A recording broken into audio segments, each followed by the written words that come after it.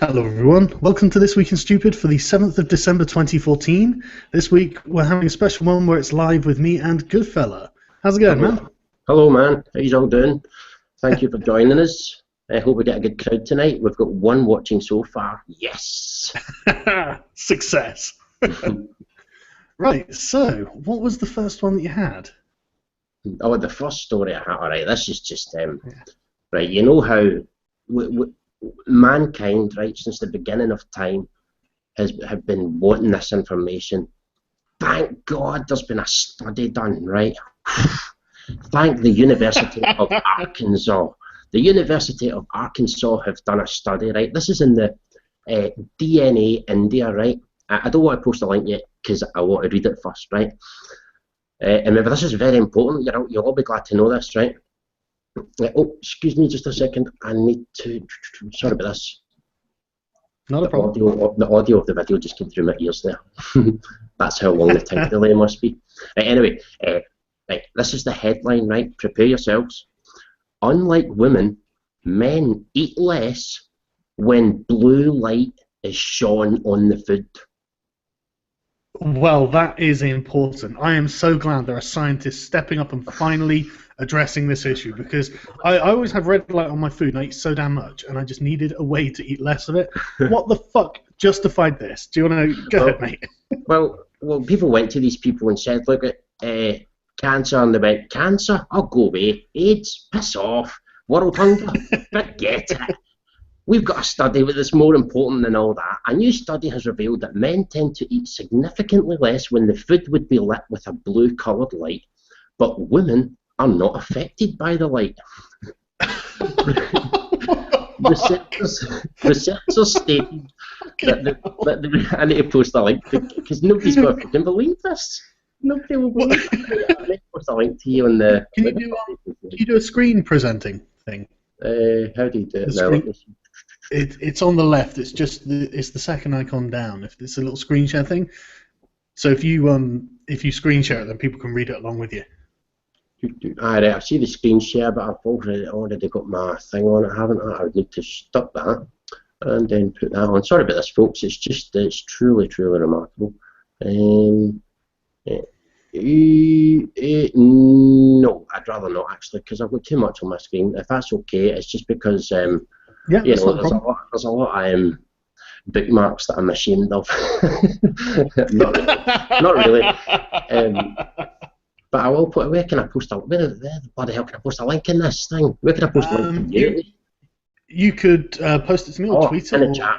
Sorry, and it's in the chat. Open the chat. Sorry about this. I don't think you can actually post links in the chat. Oh yeah, you can post it to me. Yeah. To you, just to you, right? Just so you can see, so that they don't know I'm not lying. Yeah. What I'll do, guys, just so everyone knows, what I'll do is I'll tweet the links as we go along, then, and I'll put them in the chat. I'll put them in the video description after the video. They stated that the reason for the change in behaviour appeared to be that food looks less delicious with a blue light shone on it. It's what they call the hedonic impression of the food's appearance. I mean, this is just awful. That's amazing. But they say it's because blue-coloured foods are usually rare, right? So what does that say about women, that they'd just be willing to eat it then? You know? Oh, they just look at it and think, you know what? But that's it. I mean, I've got a few stupid stories, but to me that was just like so stupid. Oh man, blue light. So if you tell women, what were the name of the professors? Researchers at the University of Arkansas. It doesn't actually say, let me see if it says their name. Again, researchers hypothesized. They didn't want to give their fucking names. No wonder. Yeah, no surprise there. Well, I tell you what, I am so glad that the human race is so technologically advanced as to have so few problems, actual problems, that this is something they can research. It's wonderful to know, you know, and now I'm not afraid for the future. If I get cancer, I know I'll be cured. This is wonderful. You know? What the shit is that? Jesus Christ. I can't even... oh my God. Was there anything else about that one you wanted to tell people? No, no, that was that. I think that's all we need to know about that one anyway, isn't it? But, no, that was Yeah. it. That was it. Astonishing that these people have took the time out of their lives to do this, and what was the purpose of this? I can't believe they get paid for it. I mean, how do you get into a position where you can research banal shit like this Hope they and didn't make get money? paid, man. I hope they didn't get paid. I hope it was something else. You know they got paid. They probably did. Aye, they probably did. Bloody sad state of affairs. I would guess that it was probably something to do with funding. You know, like the department and the university needed to justify their funding, so they just do any old research at all. You know, what happens when you run into a tractor? You know, let's do some research. Yeah, no, that's actually possible. That's actually possible. Maybe it's because my dad was in the RAF, and basically I did my work experience at the RAF at a base in Germany, and when I was there, the guys were basically like, yeah, we've got to sit there and do something with our excess funding, or next year we get less funding because we didn't use the funding for this year. And so they literally, I think they bought loads of ridiculous shit, and it was just like, okay, well, I mean, if that's how it works, it's a system that incentivizes wasting money, but you know that's how they operate. It corrupts everything, you know. I mean, yeah, absolutely. It's that's ridiculous. So right, okay. Right, I'm going to go on to one now. Sorry, let me just fanny around with my things. So this is going to be one that everyone is aware of. Just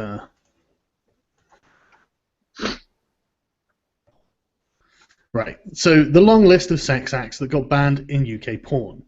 I haven't actually. I've specifically when this all happened, you know, I basically ignored it, saved the link, and then, you know, thought, right, I'll read through it now. So I don't even know what's actually banned yet. Right. But just this is pissing me off already, because I'm presuming the stuff that people would actually want banned is already banned. You know, things like paedophilia, bestiality, you know, actual, you know, like, I don't know, some kind of snuff porn or anything like that, rape, and, you know, actual rape, all that sort of stuff. So now all I can imagine is what they're banning is things that have personally offended someone's wife. You know. So yeah, I'll just read out a few things. Again, I haven't gone through this at all.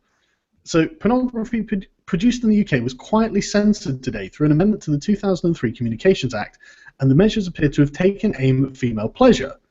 Wow, that's a surprise. Actually, I mean, why aren't the sex-positive feminists up in arms about this? Where are they? They should be. I believe some of them got annoyed at the fact that face-sitting was in there. I believe.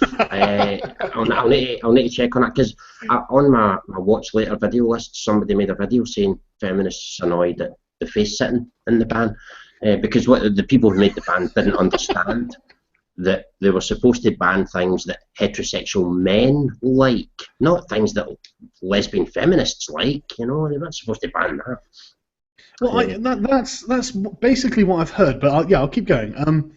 The Audiovisual Media Services Regulations 2014, which I've never even heard of. I mean, who's made this? Who are these people? It requires that the video-on-demand online porn now adhere to the same guidelines laid out for DVD sex shop-style porn by the British Board of Film Censors. Seemingly arbitrary deciding what is nice sex and what is not nice sex, the board's ruling on content that is not acceptable effectively bans the following acts from being depicted: spanking, caning, adverts, you'd think, wouldn't you? Sorry about that, guys. Spanking, caning, aggressive whipping, penetration by any object, quote, associated with violence, physical or verbal abuse, regardless if consensual. Obviously, all of this is probably regardless of consensual. Water sports, role-playing as non-adults, physical restraint, humiliation, female ejaculation, strangulation, face-sitting, and fisting. Holy fucking shit. This country is being taken over by Puritans, man. I can understand some people not wanting to watch some of that, but there's a lot that could get banned because of the the language thing. I mean, Yeah, absolutely. hot and heavy, a lot of women like dirty talk, you know what I mean? And what all Yeah, I this do. But I think one of the important things about this is that there's a good little loophole, right? No pun intended. But there's a good loophole, right? Where it only applies to porn filmed in Britain. So all the British porn actors can go to France and film whatever the fuck they want and then still release it, as long as it wasn't filmed in the UK.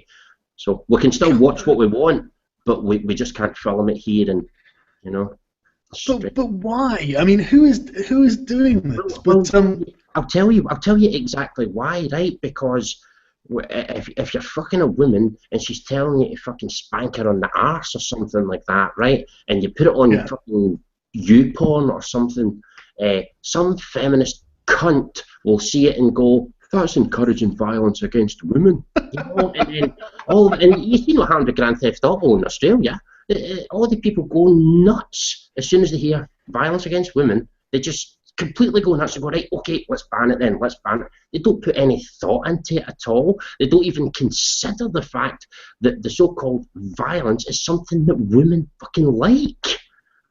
I totally agree. I mean, look at the list though. Spanking and caning. I mean, they're pretty damn similar, and you know, plenty of women like that and consent to do that. I mean, aggressive whipping.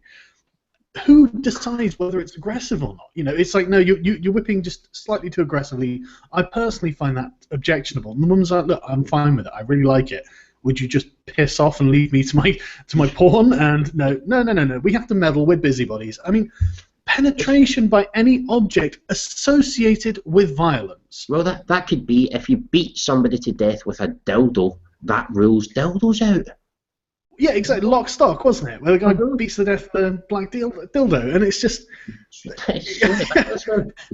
It's absurd. It's absolutely absurd, and I'm really pissed off with it. But we'll go through the rest of the article just in case there's any extra information there. Well, apparently the final three listed fall under the acts that they view as potentially life-endangering. Face-sitting. Fisting. How is fisting potentially life-endangering? I mean, imagine if vagina you put endangering. Up to about there, your elbow, and you start feeling for the heart. You know, I think maybe then you could say it was deadly, but other than that, I mean, fucking fisting is potentially life-endangering. But it's very, very close to thought control, because what they're really saying is, you as an adult, don't you get turned on by things that are they're consenting adults? Don't you get turned on by things consenting adults do? That's what they're saying. It's ridiculous. Yeah, and it's the term that content that is not acceptable. I mean, female ejaculation. How is that not acceptable? For some women, it's something they can't control. So it's, that's basically banning those women from porn. I have to say as well, I would be on the feminist side there. That's ridiculous. I mean, that is just ridiculous. And so is the face sitting. I mean, in the majority of porn, face sitting is the lesbian thing, or the sitting in a man's face thing. You know, it's usually the women doing the sitting. You know, exactly.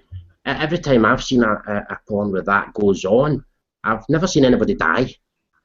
No, well, I was going to ask that. I mean, how many people a year die from filming pornography? How many? More people probably die through that fucking asphyxiation bullshit than that, you know? Autoerotic asphyxiation. That shit, God's sake, man. What drives somebody to get to that point? Seriously.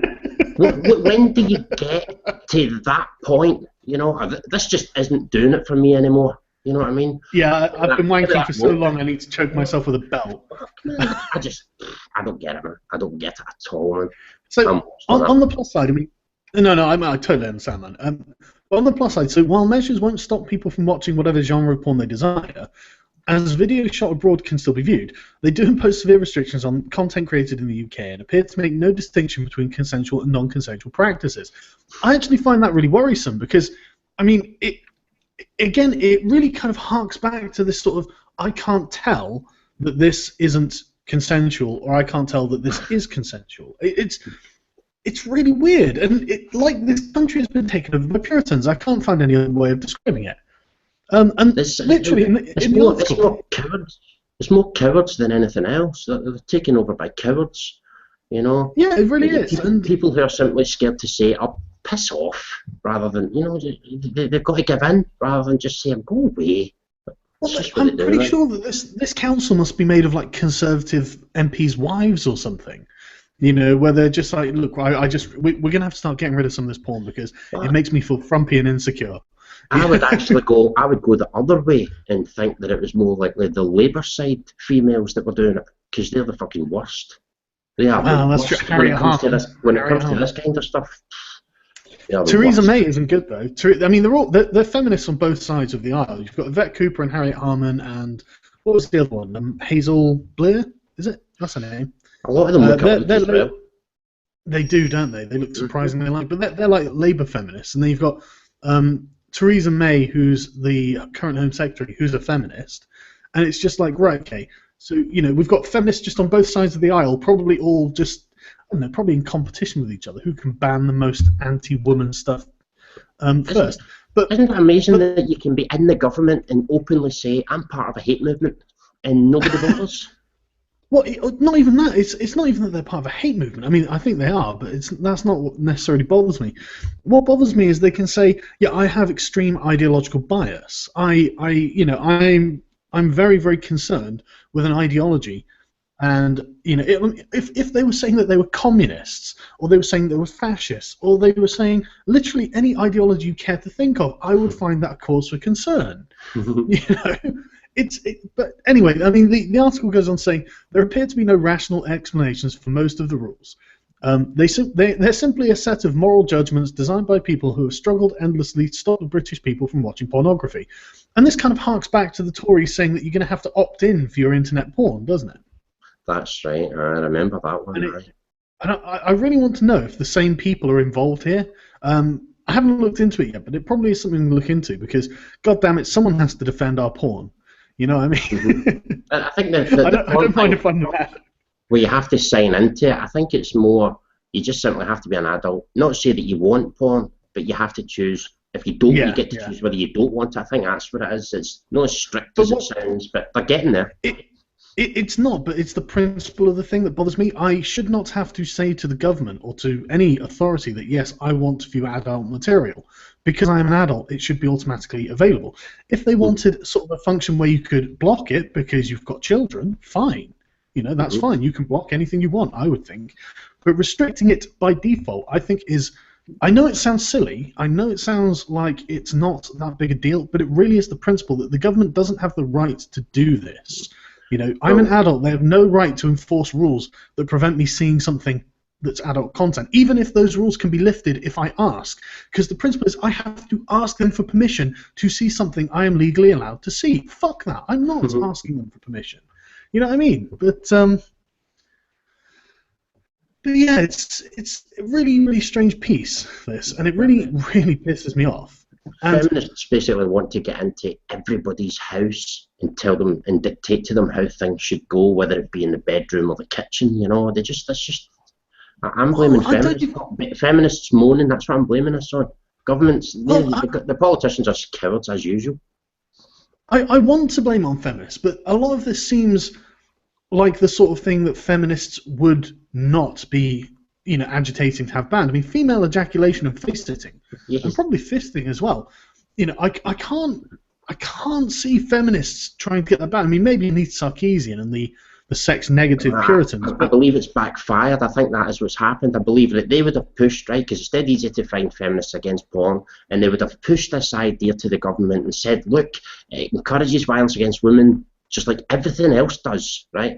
It encourages violence against women, and so the government have went, right, okay then, and they've been very strict with it. There's the rules then. They've come back, right, whoa, what are you doing? We meant things that heterosexual men like. What are you doing here? And they didn't expect that it would hurt them as well. It's entirely possible. It's entirely possible. The thing is, I haven't got anything that, I haven't found anything that says this is feminists that have done it, so I can't assume it. No, that's fair enough. But that leads on to another article that I've got, but I don't think this is actually in the UK. This is one that I just found just it's just stupid. Like everything's fucking stupid, isn't it? This one is why rape in Batwoman is more interesting than marriage in DC Comics, and it's like, oh, really? Is that a question you even need to ask? Why is rape in a story, a fictional rape, more interesting than marriage? I mean, who wants to see Batman's marriage in Batwoman comics? You know, just that they have to ask themselves these questions really bothers me. And so it goes into a discussion of how basically rape's a bad thing, but it's like with anything salacious, anything, you know, and I mean, you can see the picture. It's like it's far more interesting than Batman's wedding ceremony, isn't it? You know, and and obviously they go on trigger warnings and all this sort of shit, and so yeah, basically everyone's really upset, and they're just wondering why can't they just get married and just have a happy ever after. And I don't really think they understand the purpose of fiction. No. It's, you know, to excite people and titillate people, which again, the other people don't really understand the purpose of porn, do they? But yeah, anyway. It's like conspiracy theory on this then, right? People will have to correct me if I'm wrong, because I don't know a lot about comic books, right? But DC make Batman, right? That's correct, isn't it? They do. DC make Batman. Marvel made Thor into a woman, made Spider-Man into a woman. So could this be Marvel's attempt to give DC a bad name? Could it be the social justice warriors? By claiming that they are more obsessed with rape. They got the word rape in there. Do you know what I mean? They got the word rape in there. So that's all they need. Look, they DC Comics, they encourage rape against Batwoman. That's all they need. That's all a woman, an idiotic, gullible woman has to see, and she'll go, oh my God, those DC Comics are awful. You see? Whereas Marvel have turned Thor into a woman. Oh, I'm buying Marvel Comics, so I am. And This could be social justice warriors from Marvel doing this easily, but I don't know. I'm not an expert on that.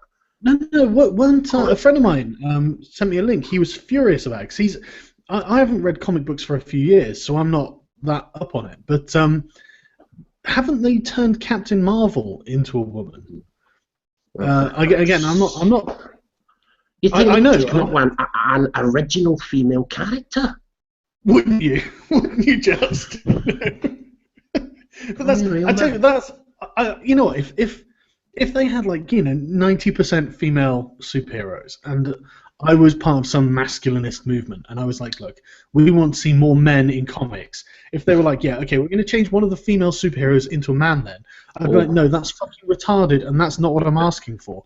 I want new, exciting characters. There'd be an uproar if you did do that. Oh, of course. But if the situation was reversed, I'd be like, you know, come on, let's get new heroes, you know, new stories, new interesting tales to be told. Don't just co-opt someone else's heroes for me. A, you're going to be pissing off the people who like that character anyway. B, it's condescending. Oh yeah, well, we'll make this character a man for you. You know, here you go. That'll shut you up, won't it? You know, I can't believe they're happy with this. You know, the female thought, well, oh yes, brilliant, that's what we wanted. Really? Is that how high you're aiming? It might be a long play as well, though, by Marvel, because not by Marvel, sorry, by the social justice warriors, because see, once all the superheroes have turned female, right, then they can say, look at her breasts, look at her ass, that encourages rape. Then we're back to square fucking one again. You need to change all them back to men, because you're encouraging violence against women, because they get into fights. There we go, we're back to square one again. We have to, you know what I mean? But with these people, see if you're ever in a situation with people, feminists, social justice warriors, where you cannot win, tell them to fuck off. Don't waste any time with them. But nobody seems to do that. I don't know why. You can't win with them. Well, it's because they're loud on social media, isn't it? You know, they'll create a hashtag, and a bunch of them, you know, they'll all get together and go, I hate Marvel because, you know, Spider-Woman's ass is tighter than mine and it makes me feel unattractive. Although social media is powerful and a lot of them use it, just as many men or anti-feminists could use it as well. I think the problem is, or the benefit to them is the sheep mentality, you know? I think that's what it is. I mean, an anti-feminist doesn't always agree with an anti-feminist, you know what I'm saying? Whereas a feminist agrees with another feminist because they're fucking sheep. Yeah, ideological orthodoxy. If one feminist says it, they all have to get behind it. Otherwise, you know, suddenly they're going to start splitting off into various groups that aren't supporting each other, and they know they'll lose. So they've got to be very much in each other's corner, you know, regardless of whether they're actually you know, angry with each other or not. But yeah, Christ, I had a point there. I was just lost. Sorry, man. I hate when that happens. That happens quite a lot. See, during these bloody hangouts, especially when there's more than one person, more than two people. I mean, I get lost. It's all right. It's all right. So, what was your next one then? Right, I'm going to send you this link so that you can see it firsthand. Right, maybe you can put it on the screen. But this is a guy who I want to punch in the face, but I wouldn't dare. Anyway, it is, of course, Jesus, all right. It is Daisy Buchanan, a feminist who writes for the Telegraph. It's her favourite feminist, and it's a man. It's former NFL player, what's his name? Terry Crews, the guy out of the Expendables and Chris's dad and Everybody Hates Chris or whatever. And she goes on to say that he's the best, but fuck, forget her.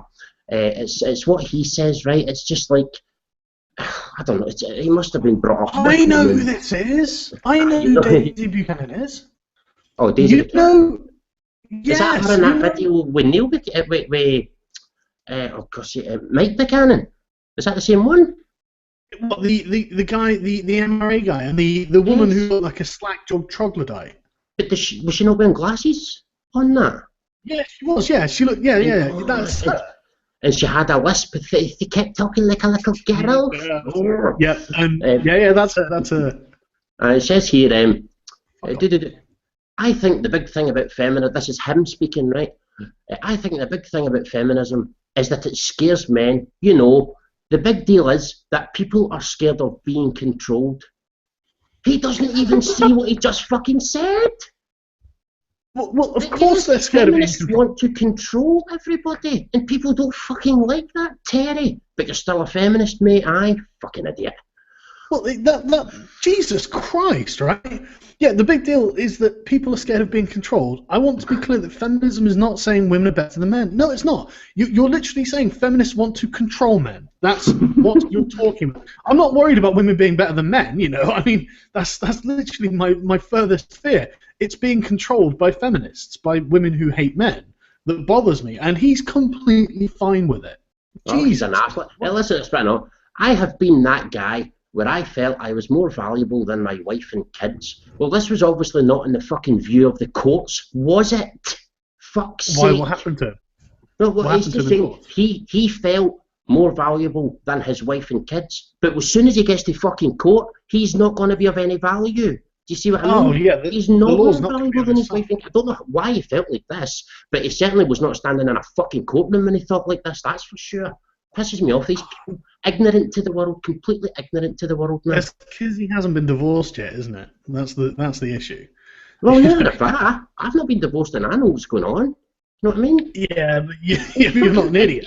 He's fucking ignorant and stupid. I mean, if he was sitting right here, right now, I would say to him, "How are you doing, big man?" But I'll say right now, he's a fucking idiot. Yeah. And I love the way she's responding to it. In all seriousness, Crews' words on feminism are thrillingly smart and sensible. Of course you would think that. You're a feminist and you would benefit from what he's suggesting. You know, women controlling men. That's exactly what you would want. Obviously, you dumbass. But it's like they're using the celebrity angle because they think men are stupid, where they think, hey, that celebrity says he's a feminist. I think I'll be a feminist too. But look at who they use. They use him, idiot. They use fucking Radcliffe out of Harry Potter. What man wants to be like him? They use Robert Webb out of Mitchell and Webb. who says, I know. and now I I know. don't fucking like him. I didn't know he said that. No, I don't like him. Prince Harry, I do like Prince Harry, but I don't think he actually called himself a feminist. But they probably The one that twisted it broke into my being a heart feminist. was the one that broke my heart was Charlie Brooker, man. He's gone full social justice warrior, and you can Has tell by he? his fucking hair. Yeah, he has. He wrote this goddamn thing in for the Guardian a few years ago, and it was just the most embarrassing social justice warrior bullshit ever. And I had to tweet him. I was like, "Fucking come on, Brooker, what's going on?" And someone had seen it, and they were just, "Oh, for fuck's sake, Brooker! You know, we expect better. You're an intelligent guy. How can you do this? You I know." know. It's about going up their own asses. It's so they can feel superior to other people. I'm sure of it. But yeah, this article, the rest of this article's pissing me off. I don't think male feminists have it easy, and it's like, of course they don't. They've got to deal with female feminists. Exactly. It's hard to be an ally without being accused of co-opting the cause. And those men who have taken up the label haven't always covered themselves in glory. One of the most vocal male feminists in the US, Hugo Schweizer, was forced off the internet following accusations of violence and racism. Oh, thanks a lot, feminism. Thanks. You know, I mean, I was sticking up for you, but that's bullying me off the internet. That's exactly what I expect from feminists. Fucking. Can't believe Charlie Brooker though, and I've not seen anything from him for years. I mean, he started doing that Black Mirror shit, and I've not really been interested. But he used to be really funny and too intelligent. I know. Justice warrior. He must be doing an experiment for TV, and then he's going to expose them or something. Surely he can't be that fucking stupid, man. Maybe there's a drug. Maybe there's a drug they get or something. I don't know. It is some kind of conditioning they go through, I swear to God, because I tell you, Black Mirror is really good. Really good. I've never actually watched it. I just called it shit because I couldn't be annoyed watching it, but it has actually good. No. It's genuinely brilliant. You know, it's about it's about presenting, like, you know, it's kind of almost thought experiments with, you know, where he tells a story about something in the near future that, you know, they're kind of like morality tales for the new technology that we have, and it's genuinely good. It's really good, and so it really breaks my heart that Brooker's going down this stupid road, because I really thought the world of the dude. You know, he was one of my favorite celebrities, and I'm not a big fan of celebrities in any stripe. So, but you just look at his hair, just look at like a recent picture of his hair, and it's gone completely like Matt Lee's, and it's just, oh shit, man. And it's just best not to like any celebrity, because they're going to say something to, you know what I mean? They're going to say something to piss you off.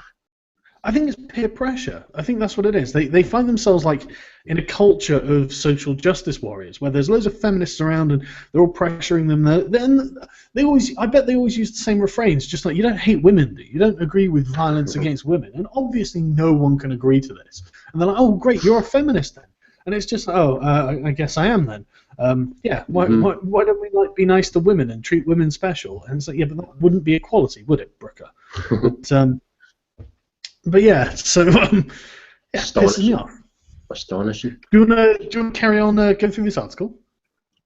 No, I've actually closed that page now because when I seen Web on it, it annoyed me. But Daniel Radcliffe. Sorry, I'm still looking at Daniel Radcliffe and all, but then he is young though, and he did work with Emma Watson for a few years, so she's probably henpecked him. Alright, okay, fuck it, okay, I'm a fucking feminist. Go on and shut up, man. God. I do think that's why a lot of them do it. Just fucking leave me alone. The thing is, Daniel Radcliffe. Female approval. Daniel Radcliffe seems like a really solid dude. You know, he seems like a really sound guy who doesn't take himself very seriously and is happy to prat around and tell jokes and stuff. And it's just, they've been brainwashed. I swear. He was good in extras, you know. If you can go in extras and take wasn't it?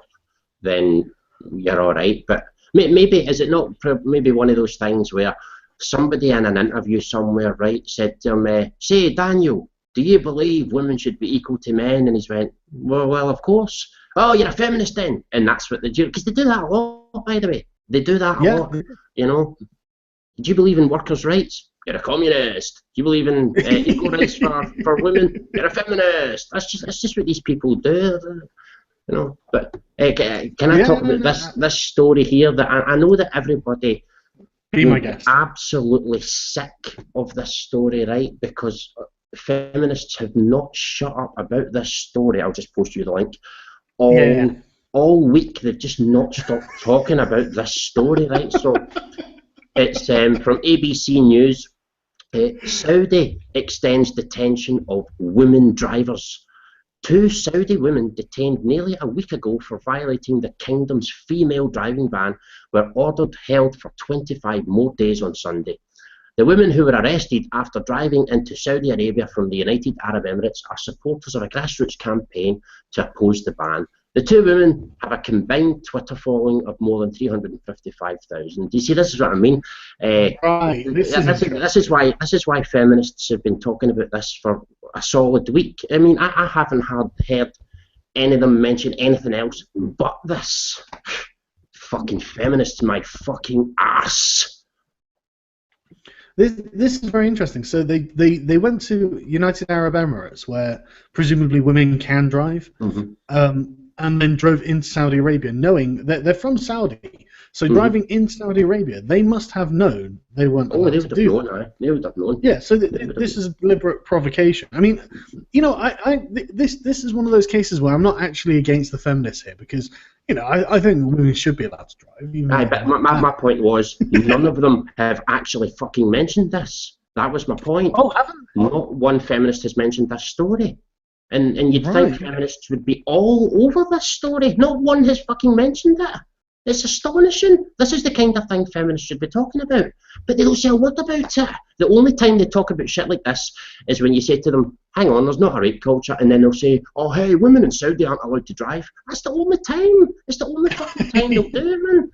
But I covered a video a few years ago now, and it was about a woman in Afghanistan, the Taliban-run section of Afghanistan, where she defied the rules completely and opened up a driving school for women. You know, they're not allowed to drive there. But she was just like, no, fuck it, women should be allowed to drive, and of course they should. But of course. But no feminist mentioned that story either. I really do. Honestly, feminism is just first world white woman problems. I mean, Jessica Valenti the other week, I was going through the article from her, and she was literally saying that feminism has a serious problem with racism, homophobia, and transphobia. And it's like, well, why would you want to be a feminist then? You know, I'm not joining any movement that has a serious problem. Currently, a contemporary problem with racism, sexism, and racism, homophobia, and transphobia. Why would you want to be part of that movement? I mean, that's probably how I describe the Ku Klux Klan. So, you know, that's why I don't join them. You know?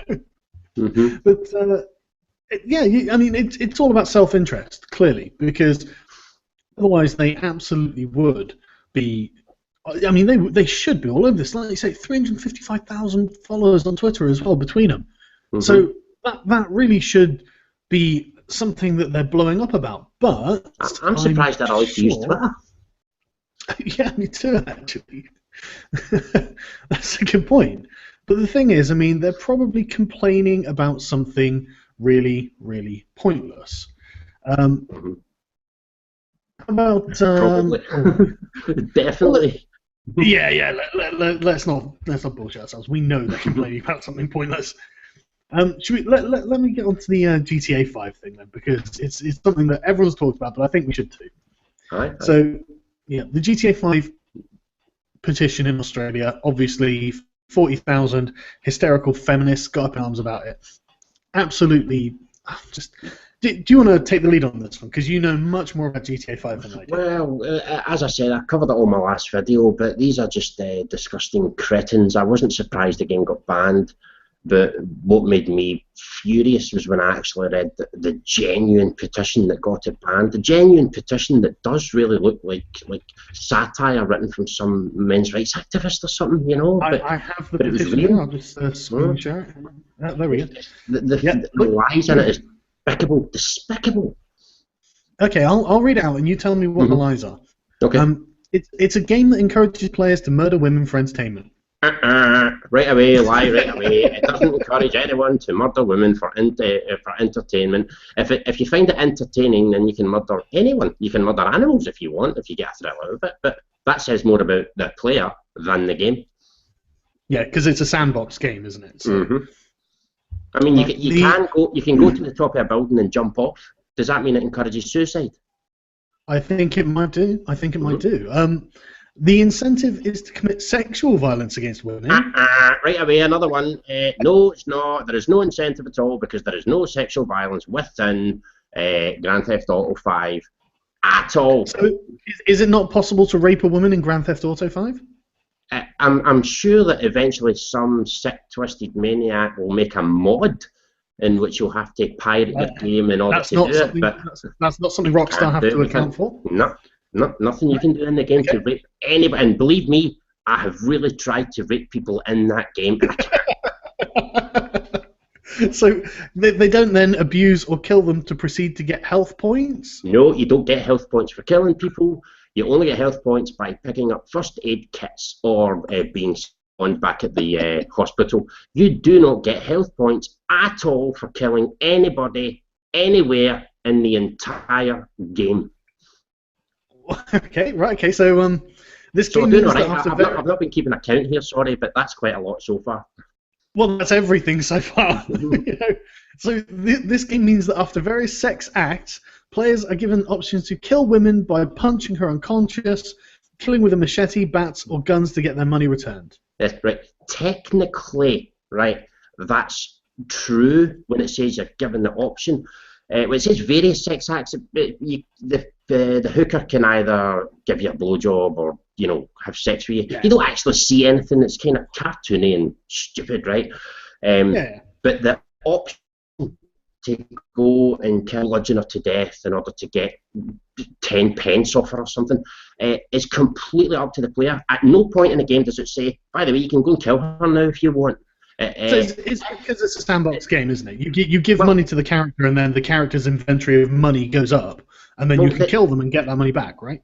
The same identical option is there, right? For, see, after you have sex with a prostitute, you can kill her and get your money back. Or one of the other options is you can go and do a triathlon. You see? Or you can go and take some flying lessons, or maybe say do some stunt jumps, you know, or maybe go parachuting. Why not go parachuting? Why not go deer hunting? Maybe do that. Maybe go on a bike race. Maybe go on a jet ski race. Maybe go on a car race. Why not do any of that? Rather than going murdering people for $25, why don't you do something else? You've got many options. Yeah, but the thing is, that doesn't play into their rape fantasies very well, does it? Nah. But I suppose you could give them it's correct on a technicality because you have the option to do it, but you have the option to do many things. Many things. Then they're wrong, because it says the sickening game encourages players to do it. And if it's a sandbox game and it's just it's something you can do in the world because you're an actor in the world and you are capable of murdering people and there are women in the game. Well, art imitates life. You can do it in real life, so you can do it in the game. But what else you can do is, see, after you have sex with a prostitute, when she leaves your car, you can walk next to her, right? And if anybody tries to hit her or anything, you can protect her. So it encourages the protection of women. It encourages you to be the goddamn white knight. That's disgusting. By the way, there's something about this game that I didn't point out, and I should have mentioned it in my video, right? Very important, right? See if you start a fight with somebody, like say there's a man in the street and you punch the man, right? He will either run away or he'll fight you back, right? Sometimes the police will come after you, sometimes they won't. See if you hit a woman in the street, white knights come and attack you. I'm not joking. I'm not fucking kidding. If you punch a woman in the street, right? Any male pedestrians that are there will attack you for it. It's true to life. It's very true to life. Yeah, that's so that is actually an active discouragement from attacking women. Exactly, and plus the police killing you. There's always that, you know. Oh yeah. I mean, forget police killing you. I mean, I don't know why you would, but let's forget that for now. So if you're attacking a man and other men see it, then it's like, fuck it, I don't care. No, and it would have to, on a rare occasion, another man might come in and help, but not as often as it happens if you get into a fight with a woman or something like that. I mean, I don't go around hitting pedestrians for fun, right? But there was one time I was playing Grand Theft Auto 4, different game, right? Nico, right? And I was walking past the university part, and I'm not kidding, right? It's like feminists, right? And there was two women, two pedestrians talking, and one said to the other, "Men are such dogs." And I just thought, fucking what? I just beat the shit out of her just because she said that. And I just thought, obviously I wouldn't do that in real life, but no, I'll give you a reason to hate men, bitch. And then, but things like that, just fun, you know. Yeah. Okay, that's interesting because yeah. So it says this misogynistic GTA 5 literally makes a game of bashing, killing, and horrific violence against women. I mean, that's obviously not true. Well, when you consider throughout the whole game, you genuinely lose count of the amount of men you kill. Of course. 2 women die in the entire game, and you have no input in it. You don't get to decide how they die. This happens during cutscenes, 2 cutscenes, right? Well, do you want to tell us about those quickly? Well, the first cutscene, this probably pissed feminists off more than anything because it was a feminist. She's definitely a fucking feminist, right? She's the way she talks, the way she acts, the way she dresses. She's a feminist, and she gets angry with Trevor. She pulls a gun out on Trevor and tells the 2 of them to get out of the house. And then you don't pull a gun on Trevor, you know, and not expect to get sliced up for it. But then when whatever happens, the camera just pans away. You don't see it. All you see is the outside of the house, and then that's it. And he comes out covered in blood. So you don't actually see the woman getting murdered, and you don't actually know if she is murdered, you know. And so what's the second one? The second one is where you chase a woman. She's got a film that you're trying to get off her, and she runs right directly in front, or is it behind? No, front of a jet engine, and it sucks her right through. It was like totally her own fault. And see when you're chasing her, you're not chasing her to kill her, and you even say that in a phone call on your way to get her. You say, I'm not going to fucking hurt her. I just want that film back, you know. So she killed herself with stupidity. And the only other one I could think of is there is a woman that was cut up into parts, but this was in the past, and it's when you collect all the letters. There's like 50 pieces of letters all over the place, and when you collect them all, put it together, it tells you who the murderer was. This murder took place years ago, you know, before the game. But again, you don't see it. There's nothing, you know. It's just I'm really scraping the barrel trying to find the violence against women. And if there is violence, if you do it, you can do it if you want, but you don't have to. Right. So okay. So when when they say something like games like this are grooming yet another generation of boys to tolerate violence against women, it's fueling the epidemic of violence experienced by so many girls and women in Australia and globally. How accurate do you think that is? Well, it's for a start. Do you notice the word another generation of boys? Did you notice that? Because what I did. I mean, all the previous ones, they've already been, you know, told. Oh, I know that against women is fine. You know, this is another generation being encouraged. But I mean, as I said to you earlier, if your fetish is killing women, you know, Grand Theft Auto 5 is not the game for you. I mean, there's other games. I would go for maybe Silent Hill, one of the Silent Hill games with the nurses, you know, stuff like that. Maybe Hitman, you know. I can think of one. There's a game called Killing Floor, and for the Commando class, one of the you get this kind of enemy that's an invisible woman that like they're monsters. So she's a monstrous sort of, you know, harpy sort of style thing, but they're invisible and they run up to you and then they become visible and attack you, and you've got to shoot them. And to level up your class, you have to kill a certain number of these women. I mean, that is actually encouraging you and incentivizing you to kill a certain. I mean, it was females, so technically it is violence against women. It is encouraging people to kill women who are invisible up until the point they're right in front of you. So I can see why that's a serious problem for women, you know. God, these people are idiots, aren't they, man? They could find anything to complain about. They make it their life's mission to complain, don't they? But yes. So Target's statement was, Target Australia will stop selling the R-rated video game Grand Theft Auto 5. Now, that in itself, it's an R-rated video game, so it's not exactly teaching the next generation of kids to do anything because they shouldn't be playing it. That's true.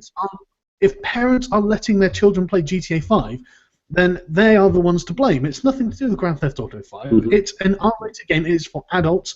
Everyone knows Grand Theft Auto is for adults. It's not for kids. Why are you letting your kids playing it? But anyway, I don't have anything against kind of teenagers playing these games. By the way, to me that's different, but not too young getting right into the game, and that's I mean, most teenagers, like your 14-year-old boy playing it, he's going to be like, oh my god, I'm so edgy playing GTA 5. But look, come on, he knows that you're not meant to hurt people, for fuck's sake. Of any stripe, it doesn't matter who they are. And he knows the pixels. Yeah, exactly, and he knows it's not real. That's another thing. But following, I love it, feedback from customers about the game's depictions of violence against women, which are few and far between. So, moral panic ahoy. The Target General Manager of Corporate Affairs, Jim Cooper, giant mangina obviously, said the decision was made following extensive community and customer concern about the game. But no one who actually investigated the game. He obviously just said, I don't know anything about it. Clearly, oh my god, there are loads and loads of whining feminists, But we've also had customer feedback in support of us selling the game, and we respect their perspective on the issue. However, we feel the decision to stop selling GTA 5 is in line with the majority view of our customers. It's like, hang on, I'll stop you there, Jim, you dipshit. How many of these feminists do you think bought GTA 5? How many of them? None of them, obviously. None of these 40,000 whining, hysterical feminists bought GTA 5 from you. So you are, in fact, not helping your customers in any way. These are not people who are going to your shop and buying GTA 5. They are not your customers of this game. So you have just capitulated to a howling mob, a howling, misinformed, witch-hunting mob. Well done, Target. You should be proud of yourselves. There's no way that anti-fun mob are going to play Grand Theft Auto, one of the most fun games there is, But then I was asking in another video as well, who buys physical games anymore? I mean, really? Especially if you're like a PC gamer anyway, but most things these days, who buys physical games now, really? I guess it's people who are buying them as presents, maybe. Oh, that makes sense. That would make sense. That's the only sort of person I can think of, though, because I totally agree. I mean, practically everyone buys them over the internet, really, don't they? Or downloads them. I do like the backlash though, because a lot of people have then created other ones to boycott, like they should be banning all Tomb Raider video games for all gaming systems, all cookbooks and kitchenware, all canned sugar drinks like cola and lemonade, and the children's toys called Nerf guns. All of these they sell, and they also shouldn't sell like the Bible, and there's loads of. Well, yeah, I've got the Bible one here. Withdraw the Holy Bible because this sickening book encourages readers to commit sexual violence and kill women, and it absolutely does. I mean, I'll read this, right? It's a book that encourages readers to murder women for entertainment. The incentive is to commit sexual violence against women, then abuse or kill them to proceed to get God points. And Target is stocking it and promoting it for your Christmas stocking. This is the Holy Bible. The book means that after various sex acts, readers are given options to kill women by stoning her unconscious, setting them on fire, cutting off their hands, and killing their children. One of the many passages in the Holy Bible depicts women being set alight for having sex. And the daughter of any priest, if she profane herself by playing the whore, she profaneth her father, shall be burnt in the fire. Leviticus 21:9. I mean, that is literally advocating violence against women. It could not be any more accurate than that. And it's definitely more violent than Grand Theft Auto 5. I mean, I don't think there's anything about that. More people die in the Bible, surely. Oh, well, yeah. Millions of people die in the Bible. I mean, God's a raging psychopath. He doesn't care. He gets God in the Bible. He amazes me. The Israelites are traveling through the desert, And God gets so angry with them, he's like, look, I've just got to go away for a while because I'm so angry with you. I can't be sure I won't kill you all. And I'm thinking, holy shit, why would any of the Israelites ever do anything to piss off God? They'd be like, no, literally, he might actually kill us all, just don't, whatever you're going to do, just don't do it, just don't. But yeah, following this thing, Kmart as well decided to do the same thing. And they made a statement to Kotaku Australia, which in my opinion is embarrassing enough anyway. Mm-hmm. Where they say, following a significant review of all content in GTA games, Kmart has taken the decision to remove this product immediately. And they apologize for not being closer to the content of this game. It's like, come on! Whereas, again, it just feeds into the puritanism of things that are going on. All of these hyperactive women who are just like, oh my god, I'm just so offended by all of this. And then on social media, I think they reinforce each other. They bolster each other's hysteria and just, oh my god, we're all so offended. We're all just so offended. And it's just like, yeah, okay, what now? Well, we're all going to go on a hashtag campaign to get this thing banned. If they were even close to the truth, right? How many, say, boys, right, of primary school age, right, would be hospitalised after bashing their head off a brick trying to get a coin out of it? Do you know what I mean? Yeah. It's so absurd, but yet people take it seriously. And I don't mind idiots taking things seriously, but when it's like big companies and you think, why are you listening to these? It's all about sales, right? They don't want to upset feminists. Australia is a very feminist country, and they know that shit. We upset them. Although Australia had Julia Gillard, who I think and she I think she got removed from office or something for being an annoying feminist twat. And I would have thought that she would have been a warning, an inoculation to the Australians against this kind of nonsense, because I've seen a video of her in the Australian Parliament just shrieking, oh my god, they're all so sexist and misogynist and all this sort of thing, and it's just like, oh, come on, Julia. Really, do you honestly think it's about you being a woman, or do you think it's about you being a shrieking harpy? Did Margaret Thatcher ever tell anyone that they were sexist? God's sake, man, no, man. No, exactly. it would never happen. See, the thing about Julia Gillard, I put her in my gender studies class, right? There's one reason I put her in that class, right? I don't know if you've ever seen the video where she fell. Have you ever seen that video before? I haven't. Anyway, it's on YouTube, right? She falls, right? She slips on the grass and she falls, right? Okay, she fell, right? But see, when she's talking about it directly afterwards, right? She said, basically, the reason she fell is because women have to wear heeled shoes and men get to wear flat shoes. Bang, right into the class she went as soon as she fucking said that shit, man. You are a leader of a country, and you are saying those words and meaning them. Women have to wear heels, though. They have to. It's mandatory in Australia. It is the law. To be fair, it is the law in Australia that women must wear heels, and scientists must not wear certain shirts. Oh, good God! I hate Julia Gillard.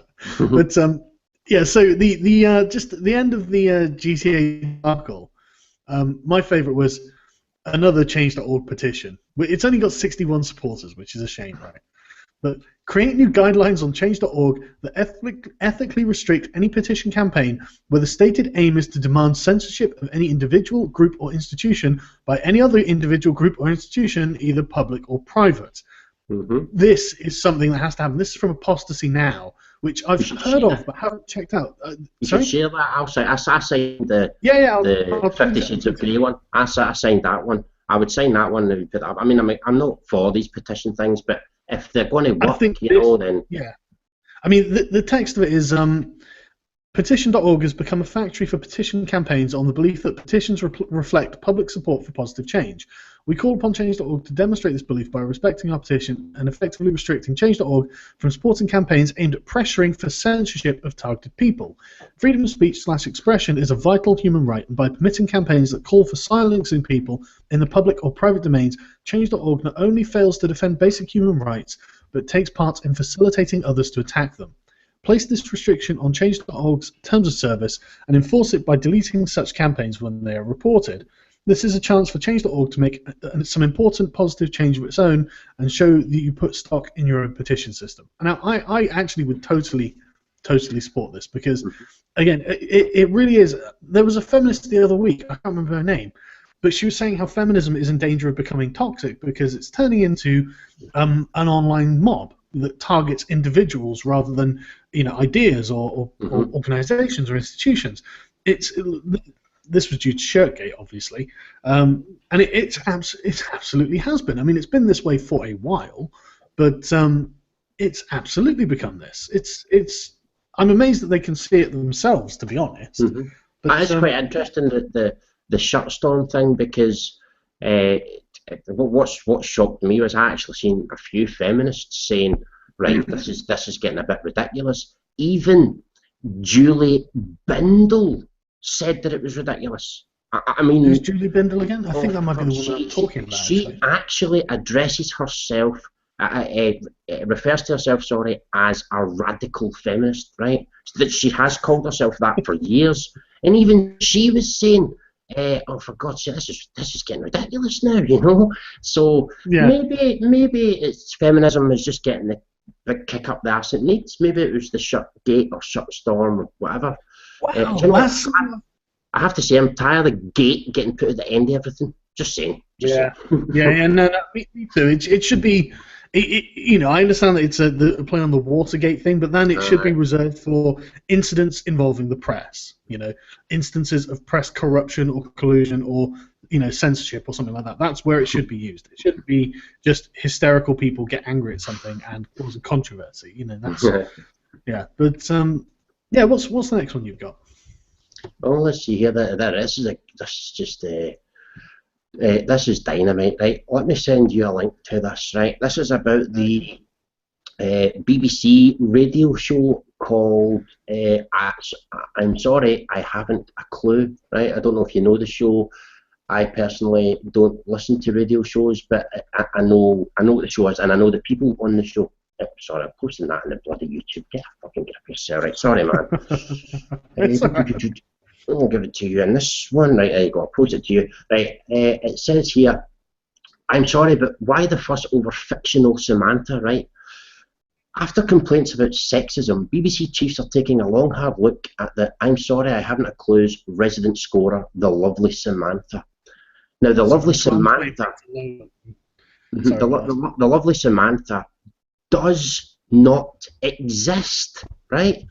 The whole point of Samantha is that they'll say, and now we'll get the scores. Oh no, we can't because Samantha's popped out with one of her gentleman friends, right? That's the joke, right? And then they come up with wordplay and innuendo. I'll give you an example of some of the innuendos, right? That they say, right? Oh, Samantha has to nip out now to meet her new gentleman friend. They're going on a driving tour of Wales, and he's looking forward to showing her Cardiff and Cardigan Bay before going on to Bangor in the back of his van. That's one of them, right? Another one is Samantha has to nip out now as she's meeting her new birdwatcher gentleman friend. The last time they were together, he showed her 12 finches. Which is a good one. Just for our foreign listeners, British puns are notoriously bad, and yes. the worse you can make them, the better the pun is. So just there's one more. Just for there's three, and I'll give you this last one. This last one. This is the kind of thing that they would say every day on the show as a running gag, right? Samantha's away to a horror film with her two gentleman friends because she likes nothing better than sitting in the back row being given the willies. You see, now that's funny. It's just clearly funny. And the thing about the innuendo and wordplay is they can always claim that Well, we didn't say that, right? But anyway, it's funny, but the complainant alleged that the whole thing was contrary to the United Nations Special Rapporteur, on violence against women. I mean, seriously, violence against women? It's a fucking comedy routine. Holy shit! I mean, it literally says here, like, where is it? Yeah, to most listeners, this all belongs to the gloriously smutty tradition of British humour. Under the, I'm sorry I haven't a clue, founding compare, the late Humphrey Lyttelton, the Samantha jokes were widely recognised as masterpieces of wordplay and innuendo. Yeah, they are deliberately trying to be bad, just so everyone is aware. The current host, Jack D, has found things tougher, and I love Jack D. I think he's excellent. I love his demeanour and his delivery. For one thing, we live in an era of sanitised speech. And for another, the BBC has culturally aligned itself with those who claim the right not to be offended. Now, there are two really, really bad things here. The sanitised speech thing really pisses me off. It's what they're effectively doing is teaching people to self-censor, and that really bothers me because that's worse than someone else doing it to you. Because if someone else censors you, you at least become a martyr for it. You know, they can say, oh, look what happened to so-and-so, he got banned, he got censored. You know, that can be used as a precedent in future of what to look out for and how to attack. But self-censorship means that never happens. So there is no one who becomes a martyr. So it's so much more dangerous. And, you know, secondly, the BBC has culturally aligned itself with those who claim a right not to be offended. Fuck people's right not to be offended. There is no such thing as a right not to be offended. It just doesn't exist. Oh, it really drives me up the wall. It's, you know, I've had friends say this to me, and they're like, "But what about her right not to be offended?" I'm like, "What right not to be fucking offended? How do you qualify this? I mean, literally, I mean that offends me. What's happened to my right not to be offended? No, I don't know. The very existence of the right not to be offended, I'm offended by. Oh my god, it's some terrible paradox that, you know, is going to tear apart the universe because it can never be fucking solved. Such a thing cannot exist." There is sorry, it really does my head in. There is something that people can say that does offend me, though, and that's when they say, "Hey, you shouldn't be allowed to say that." That offends me. But I have to say, hats off to Jack D, right, the host. He said he has been in the chair since 2009, has reportedly threatened to quit if the show is cleaned up, right? But here's another interesting thing. For a programme as defiantly different, to be still pulling in 2 million listeners a week, a majority of them women. Now, if this was offensive to women, what the fuck are they listening to it for? Well, you know why, don't you? They're listening because they're waiting to be offended by something. I am absolutely certain that like half of my Twitter followers are probably feminists who are waiting to be pissed off with something I tweet. It's exactly the same thing here. Well, I'm just glad I don't pay my license. I've never paid a TV license, and I'll never pay one. No way would I ever pay a TV license. It should be against the law. Yeah, well, no, there's nothing in British law that means they can actually enforce it. So they have to make it. It's not exactly. Exactly. They have to make it look like you should pay it, but they can't actually do anything to actually enforce it. If I'm correct, I might be wrong, but I'm pretty sure. In this day and age, right? They have the ability to make sure people who are not paying don't get it. Sky TV can do it. How the fuck can BBC not do it? But here's the thing as well. Absolutely. They send threatening letters through my door all the time, right? Yeah. But people will shit themselves. Oh shit, I don't like it. Fine. They threaten you with a fine, you know, but most people, I wouldn't pay it. I would take it to the highest court I could take it to, because it's the equivalent, right, of me opening a shop near you, right, and I'm selling, I don't know, fucking donuts, right? And every week I post 5 donuts through your door. And then at the end of the month, I come round, right, money for the donuts you didn't order, that you didn't want, that you didn't ask for, give me the money for them. That's what the BBC are doing. They're giving people product and then saying, give us the money for that. I don't fucking want your product. Don't give me it. What annoys me about it the most is the way the BBC operates, and in the article they say it perfectly. They've aligned themselves with these Puritans, and that really, really fucks me off.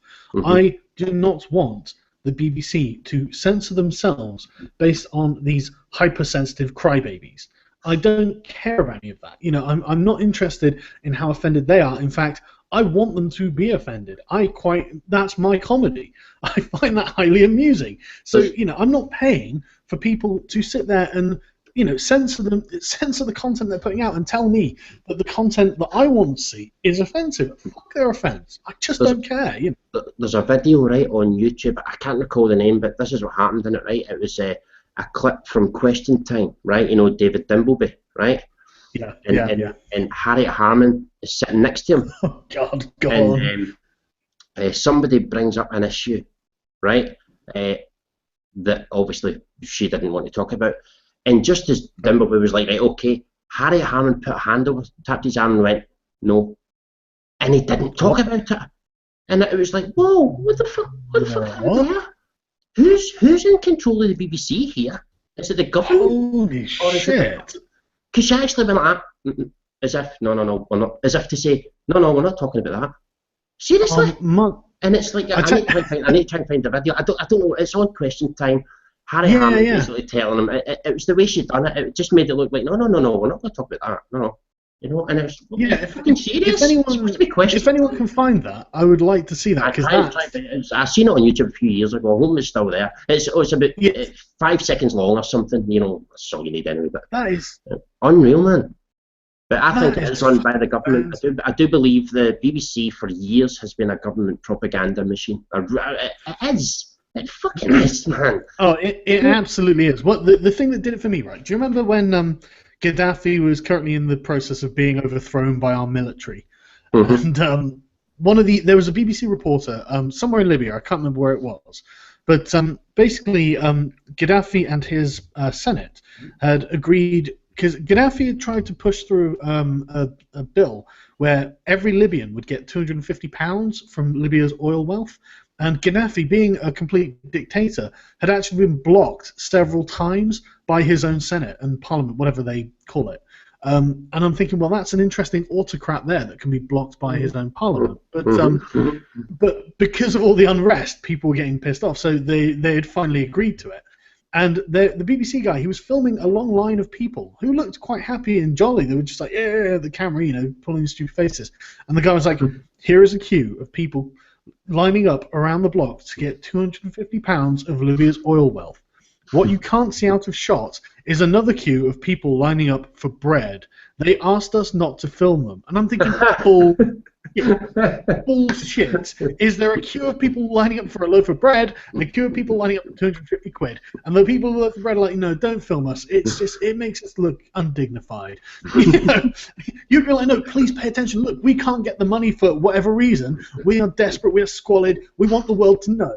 It was just complete bullshit. That was the day where I was just like, fuck you, BBC.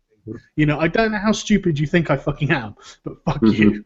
No, they definitely think that the majority of the population are stupid. But to be fair, the majorate of the population are fucking stupid, don't they? I mean, well, that is true, isn't it? You know, they are actually dumb as all shit. Mm-hmm. Right, I've got a video. I'm not sure if we can play it over the stream, but I'm going to try, just because I think it worked before, didn't it? So I'm going to do a screen share. I haven't watched it either, but it really, just the title made me think, well, this is something that we'll have to watch. Mm-hmm. Do gender toys impact domestic violence later on in life? And again, this is something from Australia, I think. So good on you, Australia. You're looking dumb as fucking a bag of spanners. I feel sorry for Australians. I really do. Can you hear that?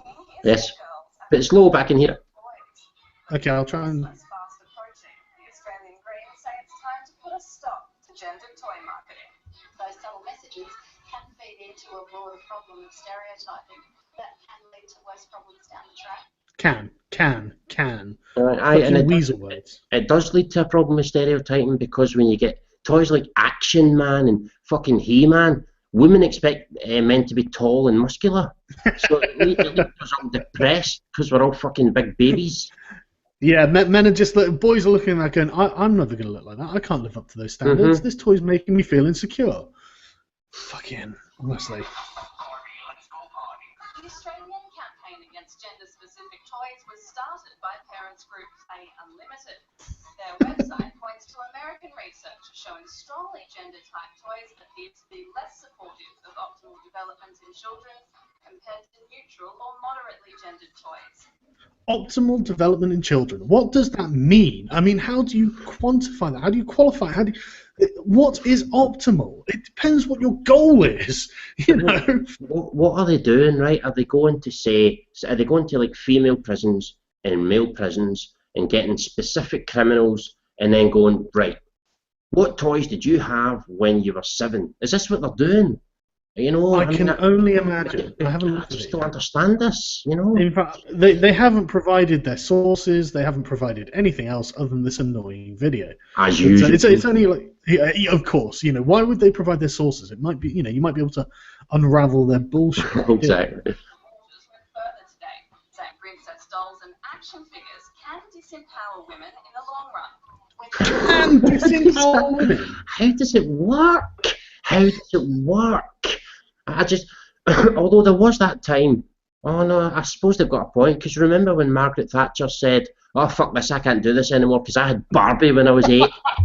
Fucking hell. The fuck is wrong with these fucking lunatics, man?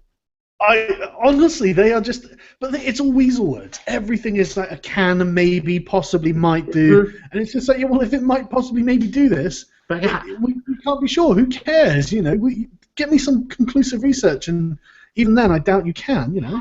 Gender stereotypes in society, that's actually correlated with gender inequality. And Bullshit. Just, but yeah, no. In fact, that's probably that is probably a statement that does have some truth to it in a sort of really insane way.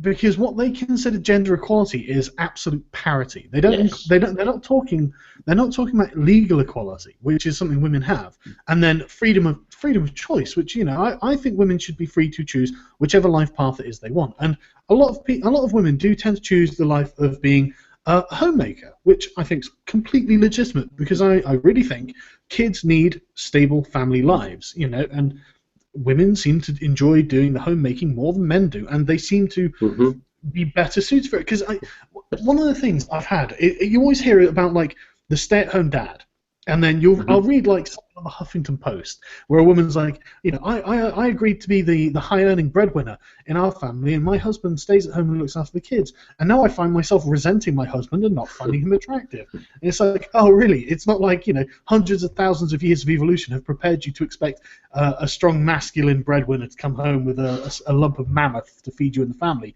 You know, it's nothing to do with that. It's nothing to do with that. You know, feminism knows best. It really knows best. I do feel sorry for the children of these people, you know, because imagine you were a little girl, right, and you genuinely did want the Barbie dream house, and you wanted the Ken doll and all that, and that's what you liked to play with. You wanted My Little Pony. That's what you liked, and your mum was like, no, that'll stop you from getting promoted or something. How much fun? How much fun would you have? It's just, it just soaked the fun out of everything, man. And vice versa, you know. I mean, when I was a kid, I loved playing with Action Man. I had Action Man, Skeletor. I had what was the cat he rides around on? I can't remember. But you know, I used to love all that stuff. You know, it was. Thundercats. You know, Is that oh right? yeah. Thundercats. She-Ra. No. Thundercats as well. Fucking awesome.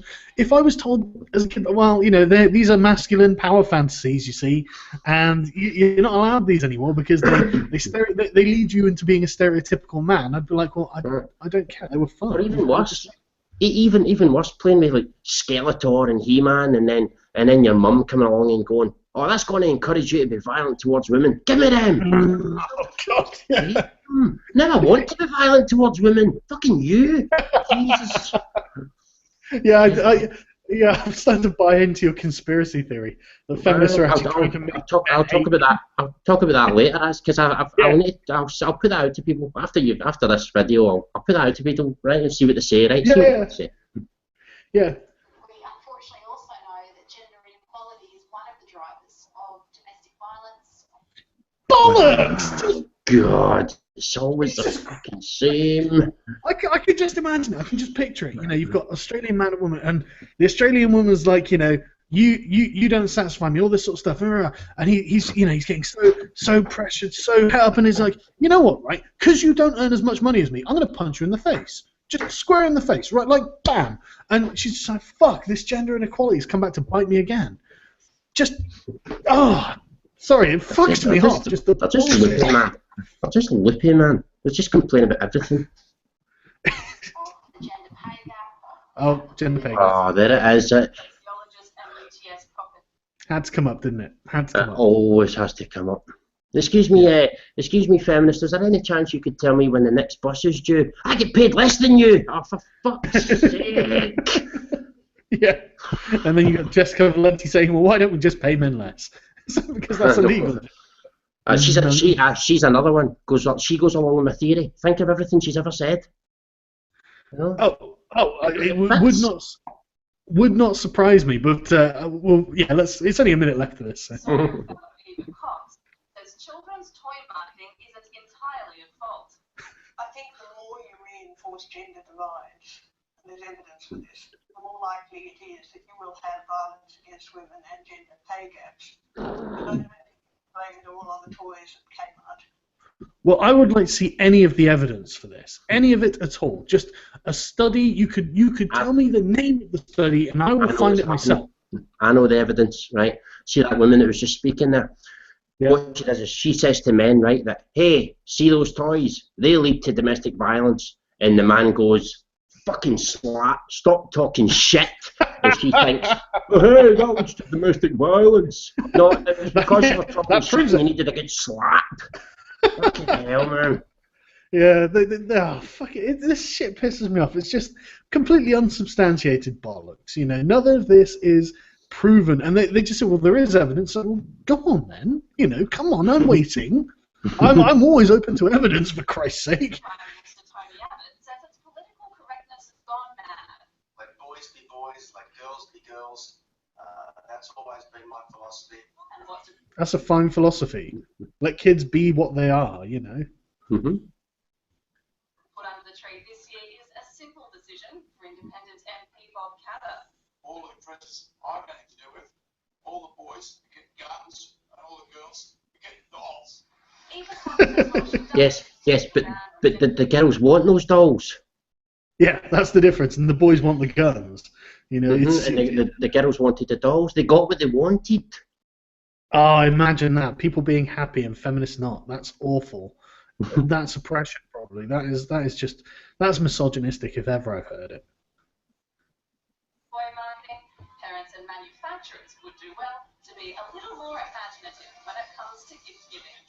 Don't force them into stereotypes, because we spend a lot of time afterwards trying to disentangle the mess we've made by forcing girls into being princesses and boys into being heroes. You spend a lot of time because you are a feminist and you hate gender. That's the issue. And don't be more creative with your gift giving. Yes, get kids presents they don't want. That's what you should do. Get them presents they don't want to have because of your political agenda and your ideology. That is perfect. That's not going to ruin anyone's Christmas. It's ironic. It's ironic that the stereotypical feminist who stereotypically acts like a stereotypical feminist says, hey, you should avoid stereotypes. Dude, take your own fucking advice, you stupid clown. Fuck's sake, man. Unreal, but... Yeah, no, absolutely. It's it really is. Right, do you want to go through your next one while I grab a cup of tea? I'll just talk about my theory. I already told you earlier, so I'll just tell everybody listening, right? Yeah. The theory I have about feminists, right? Yeah, I'll be back. Okay, no problems. Well, it was just simple. Listen to that pile of shit that they just said there, right? Which is clearly a pile of piss. And then you think about Shitstorm. Think about the Gamergate situation. Think about Jessica Valenti and anything she's ever said. Think about Anita Sarkeesian's tweets. Think about the woman who got PTSD from Twitter. Think about the woman walking 10 hours in New York and people telling her she's beautiful and telling us that that's harassment, right? Think about all of these things, right? obviously it's all bullshit, right? There's not a real case of discrimination and oppression, right? My theory is that these feminists are actually trying to get men to hate women so that they've then got justification for their cause. Because right now, they don't have it, because they're the most privileged demographic on earth.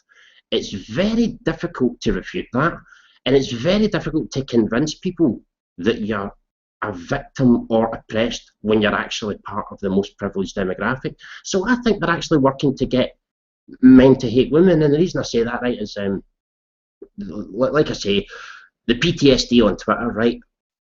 At first, the average guy, right, who doesn't look into feminism, doesn't look into like men's rights or anything like that, right? The average guy, right, sees that story and goes, "My God, that woman is an idiot."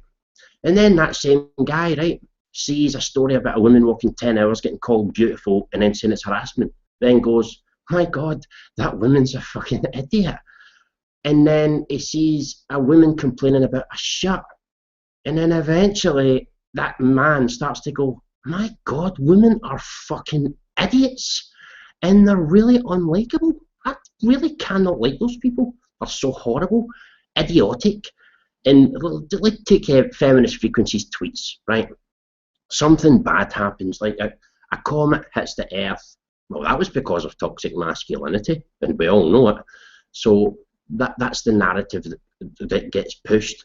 And guys seeing this shit, you know, as I say, not people who actually study feminism and that, but just your average Joe, he's going to think to himself, "My God, man, women are fucking idiots," and then eventually he's not going to like them. Then feminists have got a case, because then they can say, "Look, men don't like women." I fucking wonder why. God's sake, man.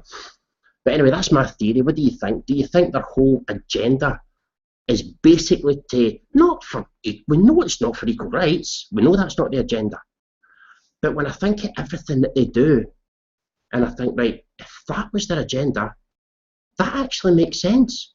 Jessica Valenti saying, "Pay men less than women." Now, equality, that doesn't make sense. Fairness, what's right, doesn't make sense. Trying to get men to hate women, well, that makes sense. I can see why she's doing that now. It makes sense to me. And when you see everything that they're saying, it's like, I don't know, and almost every day there's something else, you know. Every day something else new leads to violence against women and men being rapists and toxic masculinity, and it's just, that's my theory anyway, you know. And then you've got the whole Zoe Quinn thing. Got loads of people in the probably thousands developing games, and they go to these people, "Could you review my game, please?" But she went to those people and said, "I sucked your dick with a game in hand," and then claims the industry hates women. And so, well, why would you say that? They don't like corruption. It's pretty clear. Maybe they're saying it because they want men. Most gamers are men. Real gamers, not fucking bejeweled pish. They just want men to hate women, and that's the reason I mentioned the PTSD one, right? Was because when that woman put that out, she didn't just say Twitter gave me PTSD. She said Twitter gave me PTSD, which is just the same as what soldiers go through in a war zone. Who are mostly soldiers? Men are mostly soldiers. Most soldiers are men. Most soldiers with PSD, men. She's having a go at men in order to make them angry at women. And then they've got a justification for the corrupt, vile, disgusting cause. Can you hear me? Oh, yeah. Yes, okay. I can hear you. Just checking. Yeah, just the chat. Sorry, the ban on the block in the chat doesn't seem to be working. I'm trying to block Ben Garrison. I guess he's got nothing better to do. So, sorry, everyone. Why block him? Well, I'm trying. Because it's pissing everyone off in the chat, you know. No, but if anybody's getting pissed off in the chat with that person doing that, don't just let them do it. You've got to understand that, I don't know who this Ben Garrison is, but they are wasting their life literally at this moment. You should be laughing at them. That person is sitting at a computer, copy, paste, paste, paste. He's wasting his life. What the fuck? Go and have a wank. Jesus. Well, I've just gone to his channel on YouTube and blocked it, so hopefully that'll work. But yeah, if it's his life he's wasting. He's got. If he wants to waste his time writing cock, and he's not even writing a full word, you're missing the bottom bit out. You're an amateur. This is fucking amateur. I think I've got rid of it. But you would think. I mean, I can't imagine what must be going through you. But right, okay, I really hate. I mean, social justice, feminism. I wouldn't go to a feminist podcast and then just sit there spamming the chat in a feminist podcast. I'd just be like, I have got better things to do with my life. I think that's more likely. I'm not big on this, but I'm guessing that's more likely anti-Gamergate than feminist. Just saying. Without a doubt. Just because I think right now, you're more well known with the Gamergate than the feminism thing at the moment. And I think probably that's anti-Gamergate. It's probably that. Was that Macintosh? Is that his name? Macintosh? Oh, Jonathan Macintosh, yeah. Probably him. It's probably him. Oh, well, I see him. What I mean is, it'll be Anita like that, like a puppet. Right, Josh, come on, take that. Naughty boy, you've made a mess. just to Diogenes of Sinope. David Draymond from Disturbed is apparently posting in favour of Gamergate, which I heard of, but I don't actually know anything about. Is that the band Disturbed. See the song Stricken? Oh, it's fucking brilliant. Yeah, I like Disturbed. I've been a fan of Disturbed for years. So that's the only song I know of theirs, by the way, but it's fucking brilliant. If anyone wants to tweet him and get him to come on my podcast at some point, then do ask him to, because I would love to talk to him about it. I absolutely would love to talk to him about it and see what his opinion is, just so it can be made public. But yeah. So right, have you got another one? Because that's the last one was mine. So go on to yours next. Oh, yeah, this one. This is from the Independent, right? This is from the Independent. Let me just put a quick link here. This is one people probably already know about, but let's go to it anyway. It's breastfeeding mothers stage mass nursing outside Claridge's after hotel told women to cover herself with ridiculous shroud. Oh my goodness! How could they do this to a woman? A woman as well. Can you believe it? The nerve. Of all people. Right, I've got it up now, so everyone should be able to see that. Yeah. I'm just gonna. I think it's crashed on my bloody thing. What the hell is this? I'm on the wrong page. Sorry, it's crashed on mine. Oh, I've got it back. Sorry, I've got it back. Aye. Right. Staged a mass breastfeeding protest outside a hotel in London after it told a mother to cover herself with an oversized napkin. The mass nursing was coordinated by some mob to apologise and to get them to apologise and change its policy. She was labelled a tramp, no specific, for public breastfeeding. We are here today because Claridge's has yet to issue an apology. Well, who labelled her a tramp? Someone else that doesn't belong to Claridge's, for fuck's sake. Someone that is entitled to an opinion. It has yet to change its currently illegal policy. Not... Illegal? Was it? But what was the? This is one of these things that keeps coming up. It keeps coming up on women's rights news, and I keep attacking them for it as well. There's certain times when you don't want it to be happening, you know. Oh no, this is amazing, right? The little picture. That's what breasts are for. Stupid. That's brilliant because my arse is for shitting. So if I walk into Claridge's and just drop my keks and take a nice big dump on their fucking on the carpet, they're gonna be like, "Excuse me, could you do this somewhere else?" But hey, that's what arses are for. Don't get all offended. For Christ's sake. I have to say though, it's fucking pathetic. They're not asking. What Clarity said, of course we allow women to breastfeed, we just ask them to be discreet now. I don't see anything wrong with that. I mean... that's because you have standards. That's the But problem. think about the situation. You know, you're in a restaurant. There's a couple over here. The man's about to propose. There's a couple over here. It's the first a family. It's the first time they've been out in years. They've scraped together all their money. Proud moment for them all. And then there's a reuniting over this side. You know, and they're all trying to go on with their business. Yeah. Hey, I wanted to opening the box and all that. Will you? Wah, wah, wah. What the fuck is that noise? You know, baby crying, and then you've got fucking. The family over here, you know, hey, look at us, we're all getting together for a meal. This is the first time we've been out in years. Let's enjoy this. Oh, here we go, here's the meat. What the fuck is that smell? Jesus. Oh, nappy. Full nappy. I mean, don't a fucking baby into a restaurant. How is it so difficult, man? You don't need to do it. It's a complete lack of respect for other people. And You know what pisses me off most about this, right? Looking at these pictures, this is pissing me off because, I mean, I imagine that a lot of these women are probably on benefits. You know, it's the middle of the day. They've all travelled there to get, you know, and it's who's paying? Yeah, all the husband's working. Who's paying you to sit there with, you know, breastfeeding your kids as some sort of quote unquote protest? Just fuck off, you know. Well, it's no inconsiderate expert of other people. I'm no expert on it, but I have a son. He was breastfed for the first 6 months, right? And at no point was there ever a situation where, oh shit, he needs to be fed, and I'm conveniently in the middle of a very busy shopping centre.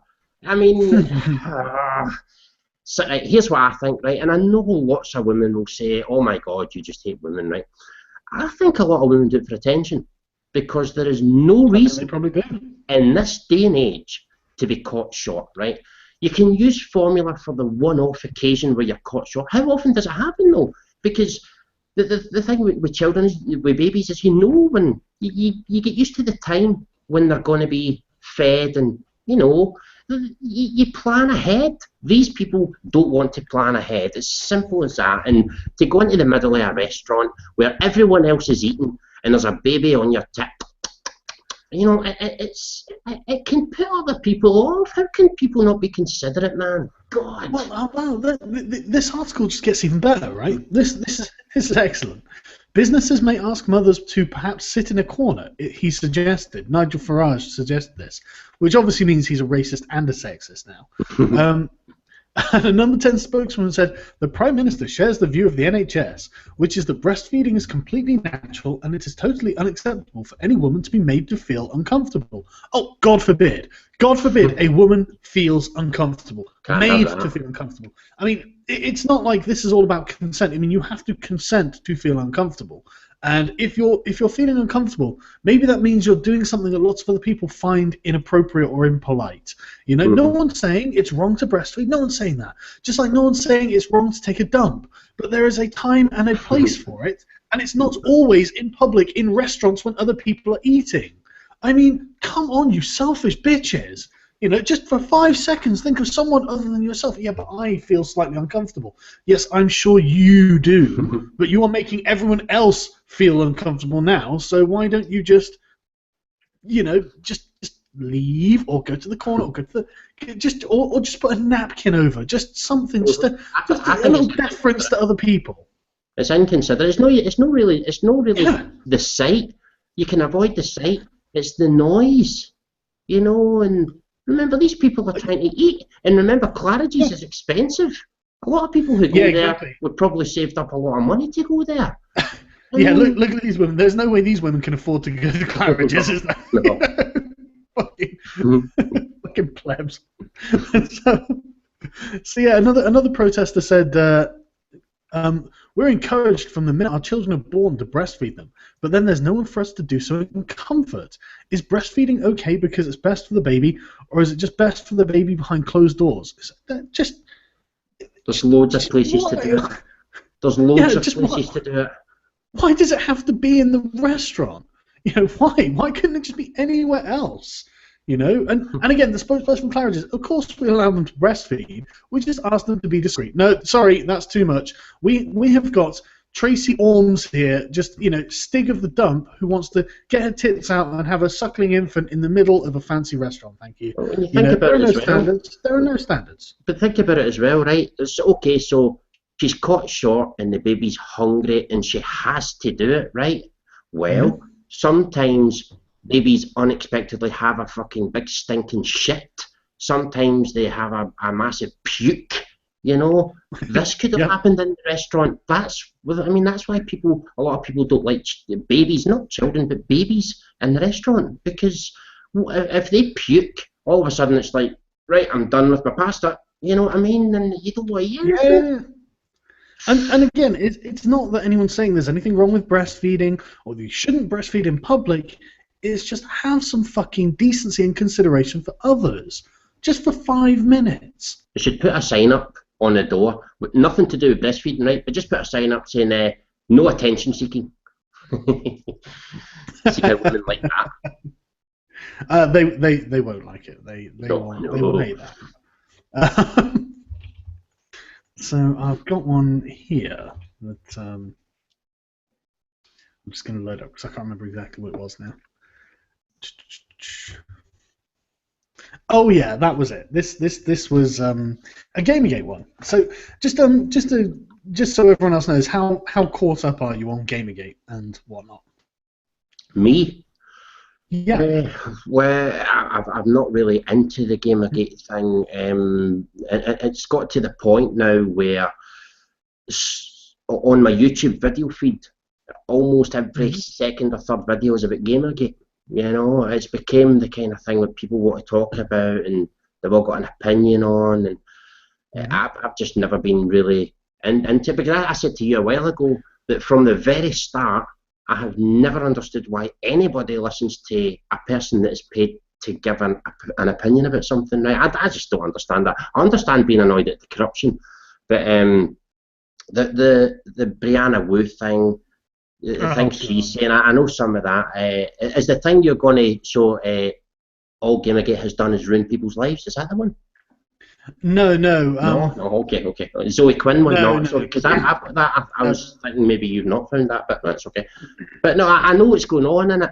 I just personally don't really get involved in it. No, that's completely understandable. I think I'm on Gamergate's side, by the way. I just don't want to party in it, No, I completely understand, and I think there are literally tens of thousands of people like that. I think that a lot of people are just like, just fuck them. I don't go to Kotaku or wherever, all these places anyway. I mean, but for me, it's not just self-interest either. I'm developing a video game. I want to have a relatively unbiased coverage, which would be nice. But for me, I'm just absolutely sick of these fucking social justice warriors, the goddamn feminist ideologues who are just obsessed with pushing their goddamn genitalia into everything, and then the beta manginas who are just like, well, can we not talk about that woman's vagina? It's like, no, we're trying to talk about video games. Yeah, but vaginas. No, shut up, you little pussies. I know you never get to see one. I know you know nothing about vaginas other than what you see on the internet. But seriously, for those of us who are actually normal men in the real world, we get enough of that anyway. So we want to keep it out of fucking what we're doing. But anyway, so this isn't necessarily like important, but it's just one of those. It's just one of those things that's just fucking stupid. Son of a geek. In a world of gender-exclusive esports, sexist cosplay shaming, and hashtag Gamergate, how can a nerdy mum protect her son from becoming a misogynistic asshole? Well, that is a fucking good question. But I love how desperate this whole thing is to portray that she is genuinely a geek. I mean, look at the Star Wars moon there and stuff like this. Oh yeah, you don't look like you're trying too hard, So she says, as I'm writing this, I'm 8 months pregnant with my first child, and it's a boy, huzzah! Which puts her head and shoulders above most, a lot of feminists who are like, if I realize I'm having a boy, I'm going to get aborted. So she's not an awful person, which is great, But funnily enough, I was convinced I was having a girl. Why would you be convinced you're having a girl? It's it's not like you're a gender ideologue who's obsessed with the female gender, and was mentally preparing to raise the most kick-ass geeky girl imaginable. just raise the girl as she wants to be raised. But anyway, right. Her room would be vintage sci-fi mixed with fixed with all the geeky baby gear I could get my hands on. I would empower her to stand up for her rights and fight the impending battles that come with being a woman. What fucking battles? What rights don't you have? You're on the feminists are in newspapers everywhere all the time talking about feminism. They're doing petitions online. They're in governments. They're running businesses. Well, they might not be running businesses because that requires merit. But what battles? I'm still waiting for a feminist to tell me what rights in the Western world, just one right in the Western world that women don't have that men do have. What is that? The right to walk down the street without feeling afraid. A woman said that to me once, right? She said, because I asked her that, I said, well, tell me what right you don't have. Well, I don't have the right to walk down or the privilege, unlike men. And I said, I stay in the East End of Glasgow, sweetheart. Try again.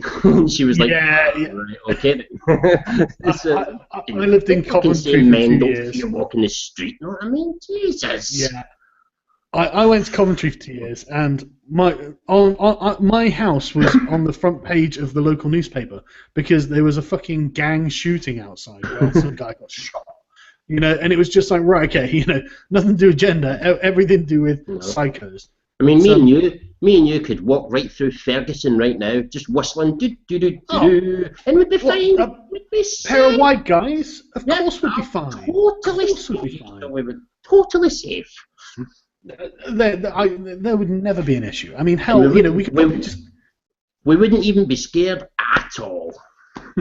Not even a little bit. I mean, it'd be the same if we went to like South Africa or the Congo or something. We'd walk around knowing that everything was going to be just great. They'd be like, oh, excuse me, you're a white man, aren't you? Yeah. Would you like to come this way, sir? We've got a limousine waiting for you, in fact. Like that would be wonderful. Thank you, Jeeves.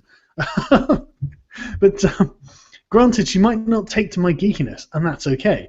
But that's how I was raised, so naturally it's going to influence my parenting style. I know no other way. Then, a few weeks after starting our planning, I assume she's got a husband or a boyfriend, the ultrasound technician told my husband, she does have a husband, that we weren't having a girl. It might be a woman. It might be a woman. It might be a husband. That's true, but she was told she wasn't having a girl, so that must have really destroyed her world, really. And all her worries about how to protect her daughter from sexism vanished. A boy, okay. Well, I guess that will make things easier. At least we didn't need to change our nursery theme, which is fine, That sense of ease did not last long. Of course it didn't. If there's one thing feminists can't be, it's set at ease.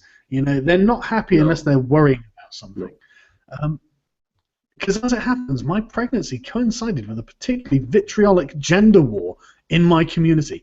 Now, again, I don't know how much you know about this, but Gamergate is most certainly not a gender war. That is nothing to do with gender at all. The only thing that it's got to do with gender is the anti-Gamergate mob keep fucking mentioning gender all the fucking time because they're fucking obsessed with it. Yeah, and then the thousands of women who support Gamergate are like, look, shut up, just shut up. Just shut up, They don't take evidence. All those thousands of women, clearly existing photographic evidence. They're on the social networks telling them that no, you don't fucking speak for me, I'm a woman, and they still don't see the fucking evidence that's right in front of them because they don't want to see it. It's worse than that. They literally say that these women don't exist. And the women who own their own Twitter accounts, they're all sock puppet accounts of men. Is it us with makeup on? Exactly. That's really convincing sock puppet accounts. And that's honestly, they literally deny the existence of these women. And it's like, wow, that's kind of misogynist, isn't it? I mean, but it all started with a game. So she goes on. What? Okay. In July, organisers of a tournament featuring online card game Hearthstone announced that women would not be allowed to compete. Did they? Did they actually do this? I haven't read through this article properly. Maybe it was a specific tournament. Maybe there was a women's tournament, there was a men's tournament, there was a kids tournament, there was an elderly tournament, and they tried to enter the men's, and they were told, no, women can't go to this one. There's the women one over there. Maybe it was some special event like that. No, I don't know. I can only imagine. I've never heard of this. I hope someone in the chat can fill me in on this, because seriously, that sounds like the most bullshit I've ever heard. I cannot imagine Blizzard, who are the people who make Hearthstone, turning around and saying, you know what, this tournament isn't for women. Just women, why don't you stay at home and bake some cookies or something? You know, that would be suicidal. You know, the feminists would come down on them like a ton of bricks. Definitely. I just can't believe it. And no, it's no link, no evidence, no proof. You know, nothing like that. But so yeah, not only are the prizes impressive, $250,000, but the audience and fandom is huge, to the point that some universities now recognize video gaming as a varsity sport. So to exclude women from these tournaments is no small matter. Yeah, but you haven't proven that it's a real matter either. But the organizer, the Finnish Esports Federation, cited the regulations put forth by the International Esports Federation, which didn't allow women to compete with men. Right, so it's exactly as you seem to have assumed. Okay. Yeah, it's a men's tournament and women's tournament. That's I assume that's the case. I'm looking forward to getting more information about that. But the reaction from fans and players was loud and direct. Unsurprisingly, they responded quickly, opening tournaments to all genders. So, I mean, that was probably something, you know, like something that was a carryover from real life sports, where, you know, men and women obviously cannot actually compete in the same sport. There is some where they should be allowed, like darts and snooker. You know, I think they should be allowed to compete with each other in there. Like Formula One, they should be allowed to compete with each other in that. But not absolutely. Really physical, you know, sports. But not like boxing or something. Oh no. But that's the thing. I think this is just like a convention that's been carried over from, you know, real world sports. That, you know, I guess they probably didn't think about it. But as soon as someone complained, they were like, okay, they responded quickly and opened the tournament to all genders, which is wonderful. You know, I think that's great. So you would have think that would have appeased me. You know what, love? I wouldn't. I absolutely wouldn't. I think that's not good enough. But I couldn't get past all the online commentary. I read too many remarks defending ISF's original rule and expressing anger over its amendment, which created two types of tournaments, some open to all and some for women only. Holy shit, no wonder they're pissed off. Now they still have the women-only tournaments, and now they have the mixed gender tournaments. So they can win 2 tournaments then, but men can only win 1. You see? It seems that way, doesn't it? And for example, one commenter on the GameSpot website accused the new rule of inflicting absolutely disgusting sexism against men, which it does. You know, it prevents men from entering the women-only tournament, but allows women to enter the men-only tournament. So that is obviously sexist. That reminds me that there's an authors award. It might be in Britain, and it's like Author of the Year or something. And there's a Female Author of the Year award as well, so that a woman can win both awards. You know what I mean? It appears that way. It appears that way. So I'm just blocking Ben Garrison again. I don't know who this person is. They're going to keep coming back. They're going to keep coming back.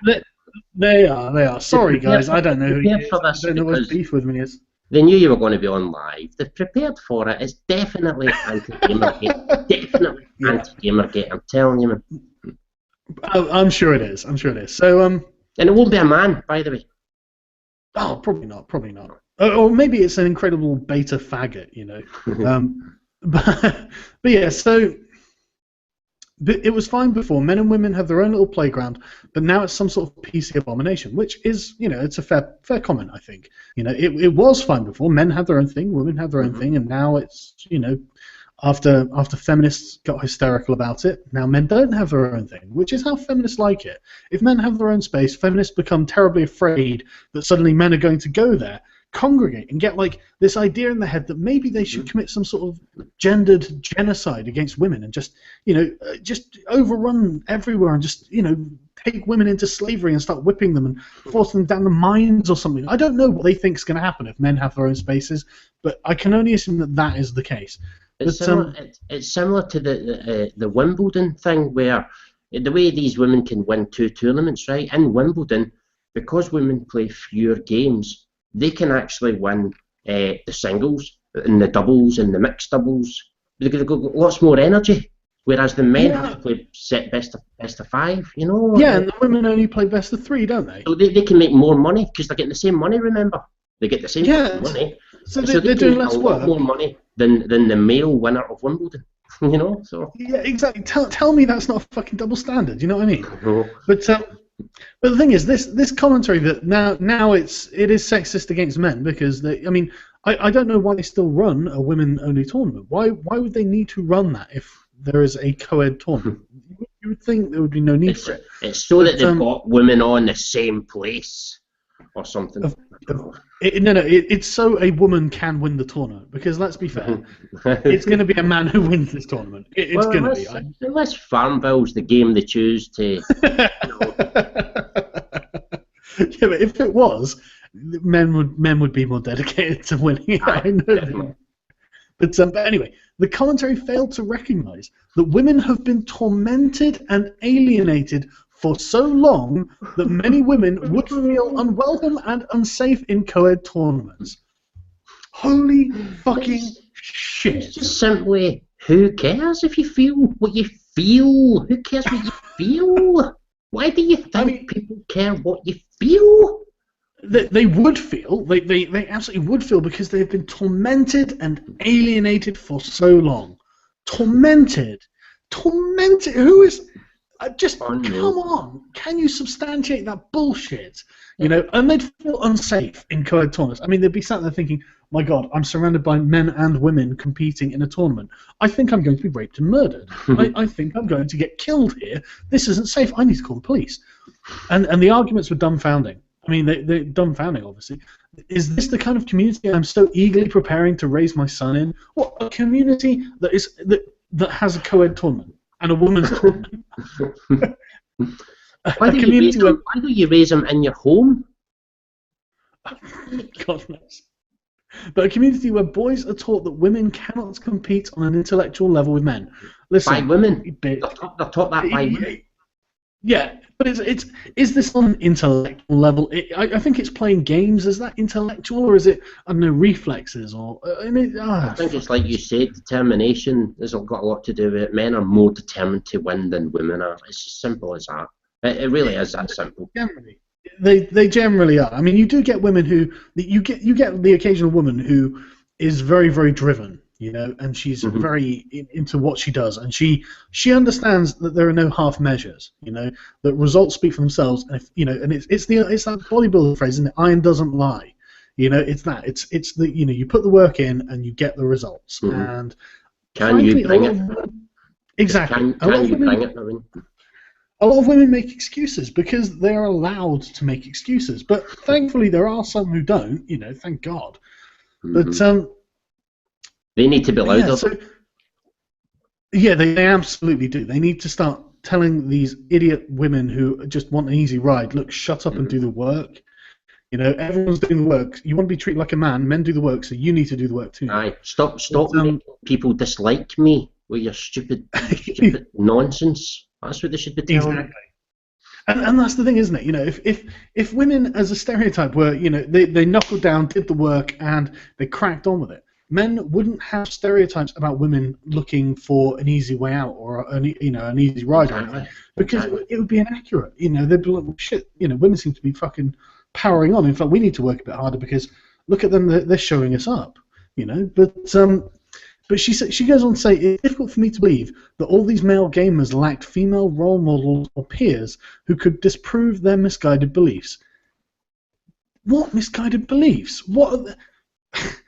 She has said, you know, like a community where boys are taught that women cannot compete on an intellectual level. No one has said that. No one has said that at all. And then she's like, well, we need to disprove these misguided beliefs. You made them up, you idiot. But yeah, they were blatantly defending sexism within the gaming community. No, they were attacking sexism. The sexism was against men. Fucking hell. So as she dealt with the joys and pains of pregnancy, the discouraging news kept rolling. For example, the artist of the new Wonder Woman comic came out saying he didn't want her to be a feminist, which is in itself obviously terrible.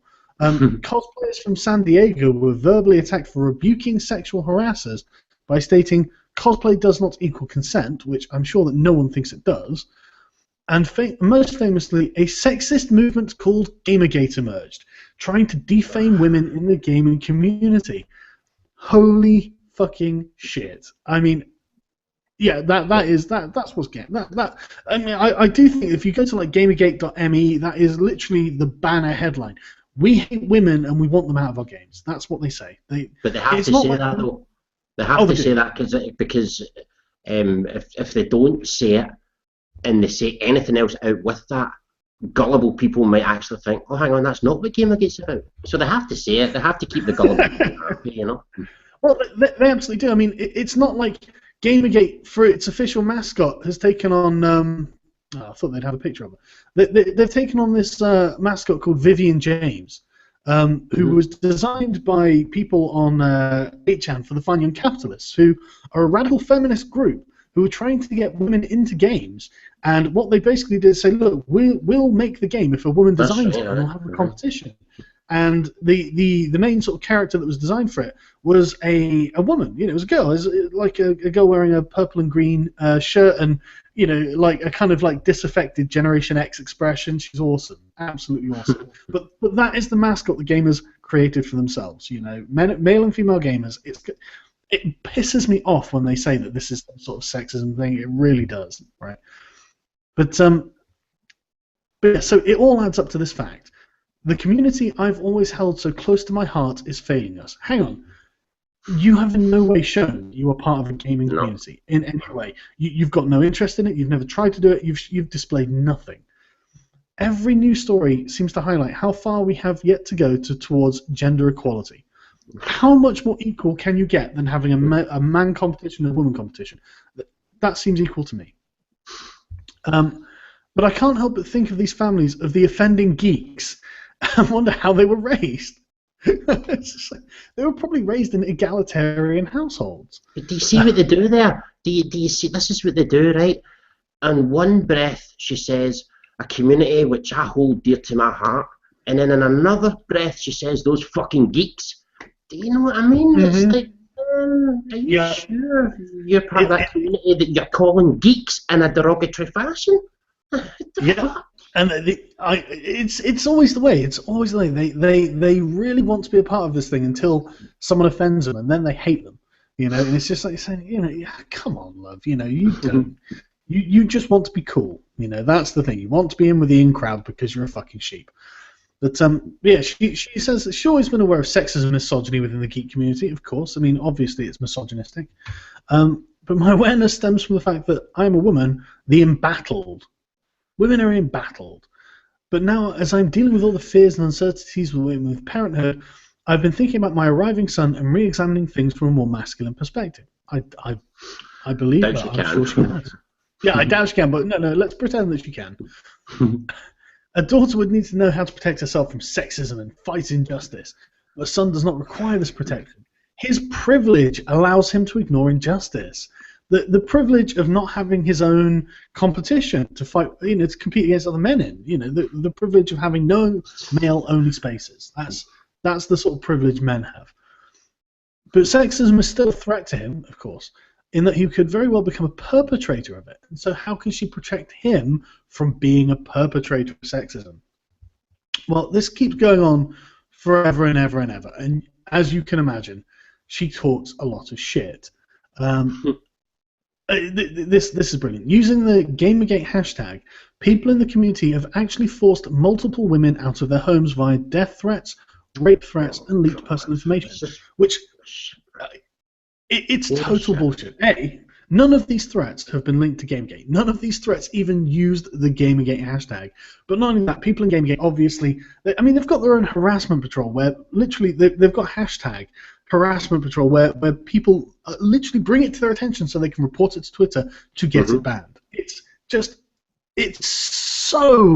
the opposite of reality with these people. They have to lie and also ignore certain things, otherwise they don't have a case. That's why they don't mention the Gamergate crowd who are looking out for harassment and getting it banned. They don't want to hear it. They don't want to hear females playing games. They don't want to hear it. They ignore that, and then they say it's all about sexism. They've got to lie, otherwise they don't have a case. This is why they're full of lies. Otherwise, because as soon as they close, they're out of job. They're out of job. No? It undermines everything I said. I mean, Quinn and Sarkeesian and others have been actively pushed out of their homes, apparently, which is probably why they've gone on media tours. You know, I mean, Zoe Quinn's appeared on MSNBC, the BBC, and Lee Sarkeesian has appeared on hundreds, probably, of newspapers, TV. She was on the Colbert Report, and it's like, yeah, that really strikes me as someone in hiding. You know, it's not like you couldn't Google it and find out where Stephen Colbert does his show, and then go down there if you were threatening Sarkeesian. You know, she's going on a university speaking tour and shit like that, and it's just like, this is not someone in hiding. These are people on tour to promote their wares, their bullshit. But yeah, so it just absolutely pisses me off beyond all belief. But look how long this article goes on for. Just look at this absolute waffle. So I just can't believe it. I can't believe these people are given a platform. You know. I don't get threats and death threats. But if I got a rape or death threat on Twitter, I would copy paste it, put it on my Twitter, and say, "Can anybody give me a better threat than this? This is shite." You know what I mean? Make some fun out of it. Make a game out of it. You know, and then the next thing you know, you make it that you've got that many threats that theirs just looks ridiculous, you know, and that's what I would do. But each to their own. If you would rather not inform the police, go on Twitter and claim you've moved house and all that in order to be a victim, then I'm sure that's what you prefer to do. But I would just play games with them. Well, the FBI absolutely says absolutely that you shouldn't publicise threats against you, because publicising threats encourages others, because what they're looking for is attention, you know, and if you give excessive attention, public attention to these threats, then that just encourages other people who are searching for attention. It's retarded. It's literally the worst thing you can do, which leads me to conclude that they are obviously not credible threats. I mean, the fact that the police have said these are not credible threats is not the only reason that I think this. But what I really, really like this comment from Sarah here, right? As a female and hopefully one day a mother, I hope I am never like you, Tara. You are either batty or so concerned with your own selfish needs and identity that you are forcing your son to be carved into some sort of geek. The worst part is that you don't even go into STEM, that I can respect. But all you appear to care about are Death Stars and comics in your desire to raise a geeky son.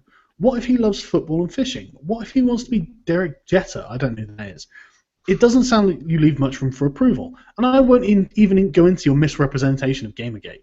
Those who are very smart and discerning can make their own judgments, but you, my lady, seem very immature and come across a lot more like Kim Kardashian viewing her child as an object/plaything to dress up for her own gratification than an expecting mother overjoyed by the life that she's about to bring into the world.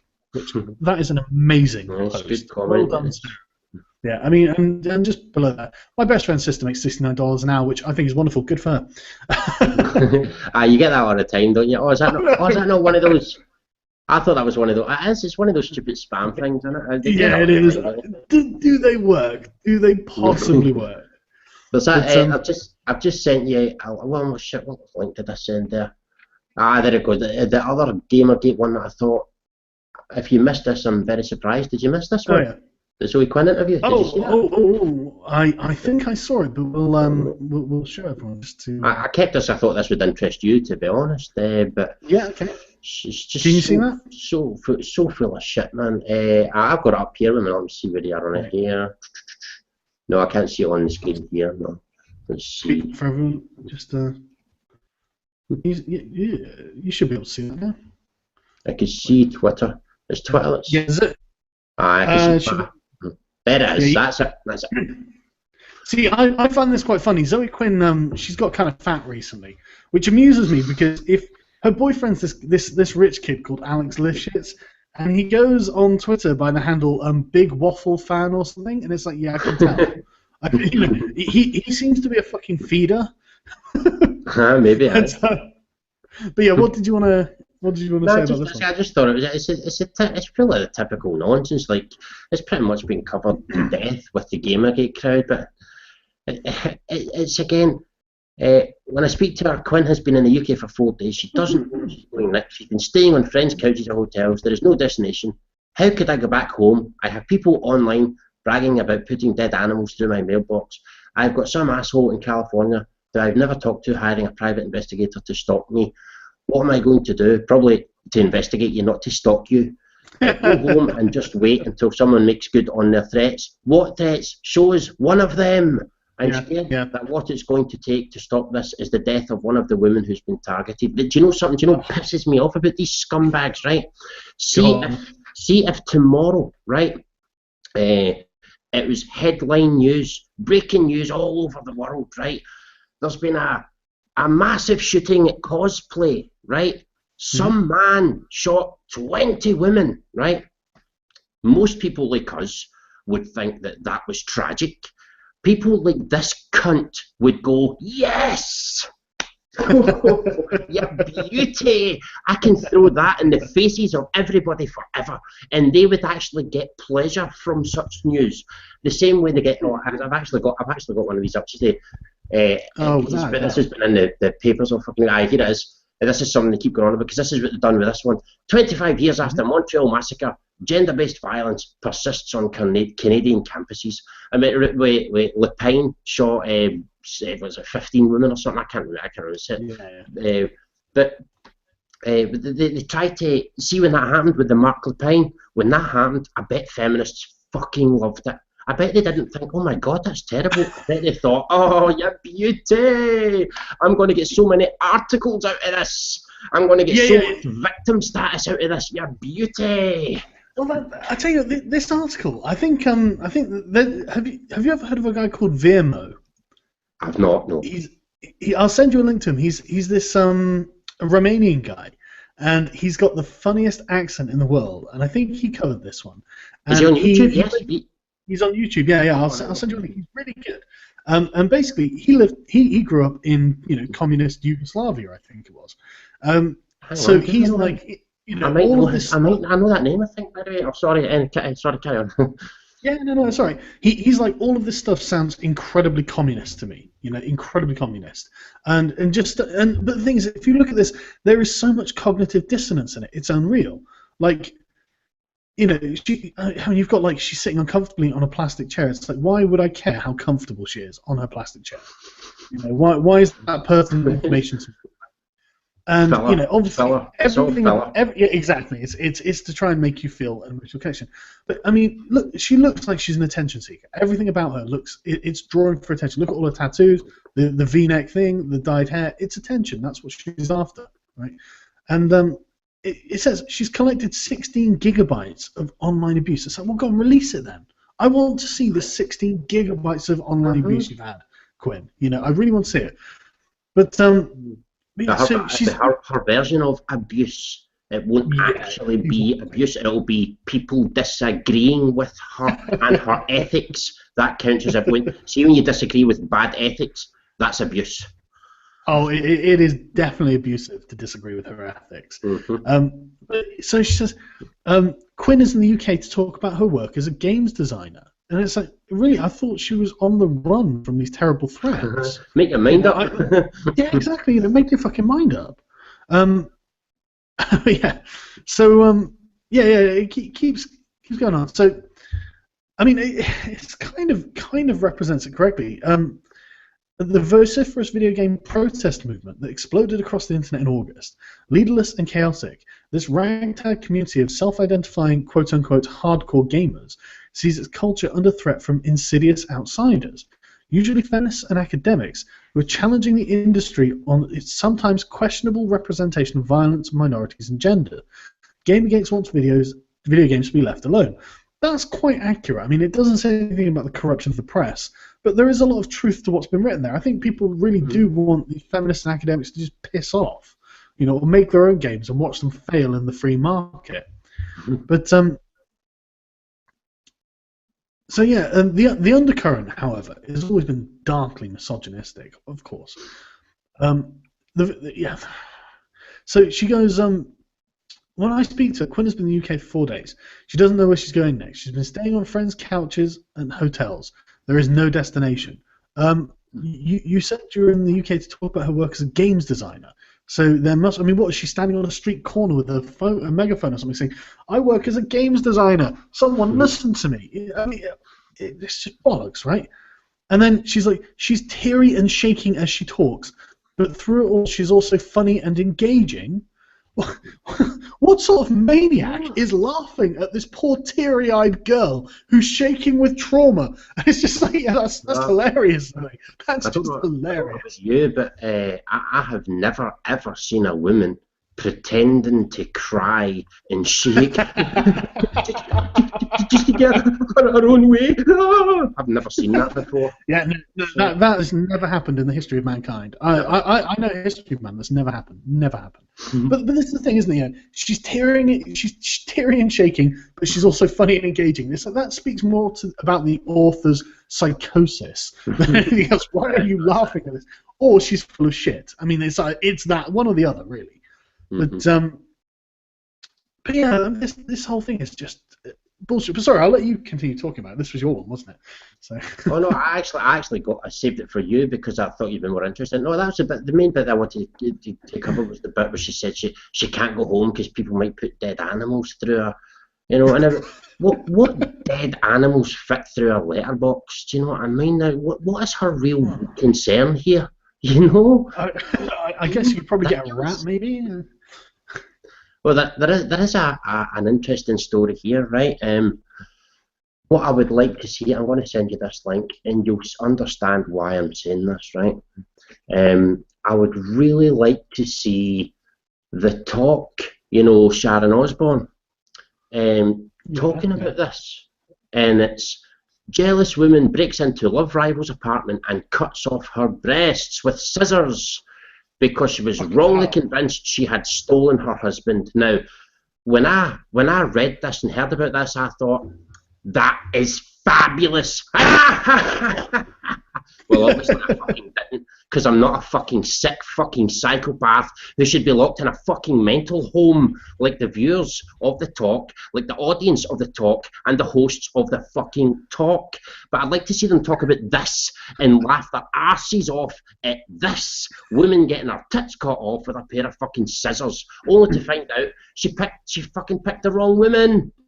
God! Jesus Christ. It was the wrong woman. She completely made a mistake. Unfucking believable. That is fucking horrible. But I want you to take this story, right? Just imagine, right? A show on TV, 4 or 5 men hosting, men all in the audience, and they bring this up, and they're just and stitches of laughter, making jokes, and this is Sharon Osbourne laughing at that Bobbit thing. And then people complain and say, hey, that was distasteful. Well, first of all, there wouldn't be a show on TV with only men on it, obviously, because that would be sexist. But after people complained about it, they then done another show where they apologised for it, and all throughout the apology, they laughed their arses off. I would love to see the reaction from American women if that really, truly, genuinely happened, the way it actually happened when it was a man getting his cock cut off by a psychotic woman. But somehow, this is just a guess now, but somehow I don't think the people at the talk, audience and viewers, would find this funny. You know? Yeah, funnily enough, I think that they would find it massively offensive. Mm-hmm. I mean, you know, call me crazy. Call me crazy. Just a guess. Just a guess. Yeah. Not what I know. You know, I but yeah, apparently it was impossible to reattach her severed breast, which is horrible. Fucking woman. That's just absolutely true, especially since she didn't even do it. She didn't do it wrong. Not that would have made it okay, but she didn't actually fucking do anything wrong. Yeah, of all the things to happen to this poor woman, she's just having a nice day, and then some crazed psychopath bursts in, starts mutilating her with scissors, and we're not here laughing about it. We're here thinking, oh my God, that poor woman, that is fucking awful. There probably is a show in China on daytime TV where they're laughing their asses off about it. Well, not really, because even there they wouldn't fucking do that. But I think this story shows the difference between, well, men and women. I'm going to say it. I'm not even going to say feminists. I'm going to say men and women, because women think it's okay to laugh at something like that when it happens to a man. There's no fucking way they would laugh at that. No fucking way. I don't think anyone should laugh at this sort of stuff. Oh no, You know what I mean? of course, unless some sick joke is made about it, then fair enough. But the actual incident, no, that's not something to laugh at, or that's not funny. But for some reason, if that was a man and a penis, that would be hysterical to a lot of women in America, a lot of them, and here, by the way. Oh yeah, I mean, it was Sharon Osbourne's English, isn't she? Yes. So, the cackling old hag, fucking how many fucking facelifts has that fucking cunt had now? Jesus fucking Christ. Not enough. Right, I've just sent you one about the Scottish National Party, and this was a favourite of mine. I'll let you read it out because it would be better coming from a Scottish accent, I think. There's a link. Right, okay, let me just click. I need to click on this link here. Yeah, I'll just tweet it for everyone to be able to read it at home. Let's wait a minute. Let's open up Aberdeen Journals. Right, okay. It's too much. I've not seen this. So I don't know what it is, but it's UKIP accused the SNP of Nazi-style behaviour. Interesting. Isn't that just the most perfect thing? It's like they accuse them at some point of xenophobia. It's like UK Independence Party accusing the Scottish National Party, or they accuse each other of xenophobia. It's like, really, are you honestly both going to start leveling this accusation? But why were they accused of it? Let's see, right? I'll start reading this, right? Yeah. Go ahead. Yeah, sorry. A row has broken out after the right-hand man of Scotland's only UKIP MEP, David Coburn, accused the SNP of behaving like Nazis. Arthur Misty Thackeray claimed Nicola Sturgeon's party was in danger of returning to the 1930s fascist roots. The UKIP Scotland chairman condemned the party's tolerance of so-called cyber-nats, keyboard warriors who shout down any perceived online criticism of SNP policies. He spoke out after the launch of a new independence-leaning newspaper, what he termed the Nuremberg-style rallies recently led by the First Minister. Right. The speaking tour was sparked by a spike in the membership, which has rocketed to more than 90,000 since the referendum. But why is he calling them Nazis? What is it they've done? Try to get to the bit to see what they've done. Well, I think he's worried about the fact that they're holding like rallies and stuff, and it's starting to look like the rise of the Nazi Party, which again it's worrying, but it's more the fact that it's the two people who are fighting. The UK Independence Party quite xenophobic, and the Scottish National Party who are obviously xenophobic.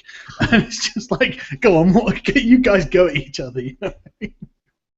I mean, the SNP spokesman said, "These are ludicrous and offensive claims that have absolutely no place in our politics. They won't disguise the fact that the people of Scotland completely reject the UKIP's intolerant xenophobic agenda." Come on, Scottish National Party. You are obviously xenophobic against the English. Are they though? Because hang on a minute, can the Scottish National Party run in England? Well, I imagine they could if they wanted to. But yeah, but I mean, there's kind of a difference in political systems, because there's some different rules that apply across the border, but like college tuition fees, something like that. But yeah, I don't know if they can actually run all over Britain. I'm not sure about that. Not sure. Well, I think that they probably do have the option, but yeah, exactly, and they're trying to get independence from England because English. And and then they're going, oh, UKIP is intolerant and xenophobic. It's like yeah, because they want to be free of the continent. It's just like it's like it's beautiful. It's watching a pair of hypocrites go at each other for the same. Well, I can speak from experience that during that independence referendum, there was a lot of anti-English nonsense coming from that side. Not officially, of course, but there was a lot of it, and it's actually embarrassing. That's just what that's it's embarrassing. It's embarrassing. Tell me about it. What sort of thing? The whole there's things that were doing the rounds on Facebook, for example, and it would be put up by certain newspapers or whatever, and it would say something like, you must vote yes for independence because those in Parliament have been running and bossing us around for too long. And it's like, whoa, wait a minute, they've not been bossing you around. You fucking voted them in, you clowns. And it You've was got your all own this, parliament. and it was all this kind of going away back to the past as far as they could to bring something out that could make you hate English, you know. Thatcher, and it used to bug the shit out of them when they tried to bring Thatcher up with me, because as anybody that knows me knows, I like Thatcher, and you can't get that one past me. So they try that shit, and I don't hate Thatcher, so you can't really make me anti-English. It's not going to work. But that wasn't the only strategy, but it definitely was one of them. And it was there was like a few mobs. There was the Old Firm, that's Rangers and Celtic, and you had certain Rangers fans who went, "Duh, I'm going to vote no," and then you had Celtic fans who went, "Duh, I'm going to vote yes," because of the team I support. But then you have this other crowd, which I call the SNP crowd, right? And it's the crowd that go like this. My favourite documentary is Braveheart. That's they are the fucking worst, man. Those people so fucking much. Braveheart, great film, but it's not true. It's so fucking inaccurate, for God's sake, man. But although, by the way, Mel Gibson's accent, top class. Oh yeah, and let's be fair, Longshanks, fucking badass. Oh, you know, he's a lot of Columbos. Did they take any shit? He's one of my favourites because he's in a lot of Columbos. I like that actor anyway. But see that line where he says, "The problem with Scotland is it's full of Scots." So that's just fucking brilliant. That's a brilliant line. That's what it is, man. Because sometimes I'm thinking that is the problem with Scotland. Actually, just sometimes, just sometimes. Honestly, when I ask Scottish people like what's so great about Scotland, they're like, it's full of Scots. It's where Scots live. It's not like Scotland's blessed with massive natural resources, or it's just where you guys live, isn't it? So it must be great. That seems to be the good thing about Scotland, which is fine if that's what that's Billy Connolly's theory. But Billy Connolly's theory on the Scots is why we eventually got to Scotland was because he said the Scottish people said, "Hey, I know an even colder place. Let's go there." And that's his theory on Scottish people, It may be right. That's always what I've wondered about, like, Eskimos and stuff. I mean, can you imagine the first Eskimos to ever reach the Arctic? And, the leader of the tribe must have been like, okay, this looks good, doesn't it? And they must have been, what the fuck are you talking about? This looks good. Well, we'll stop here and build a settlement, shall we? It's like, no, we fucking won't. We'll either keep going or go back. I mean, why here? Just fucking come on. But yeah, what's the next one? Have you got another one, or did you want me to go? I've got quite a few. I've got quite a few. I've got one. Still. Right. This one here is right. I think this is good for women, right? This one, because I think honestly, it's quite a good article, and I think women would do good to listen to the advice in this article, right? I apologise because I can't remember who sent me this. That way, I don't know if you're like me. You get sent that much stuff. You can't recall who sent it. This looks good. This looks good for this one, obviously. eHarmony, right? And it's men's 10 biggest complaints about women, right?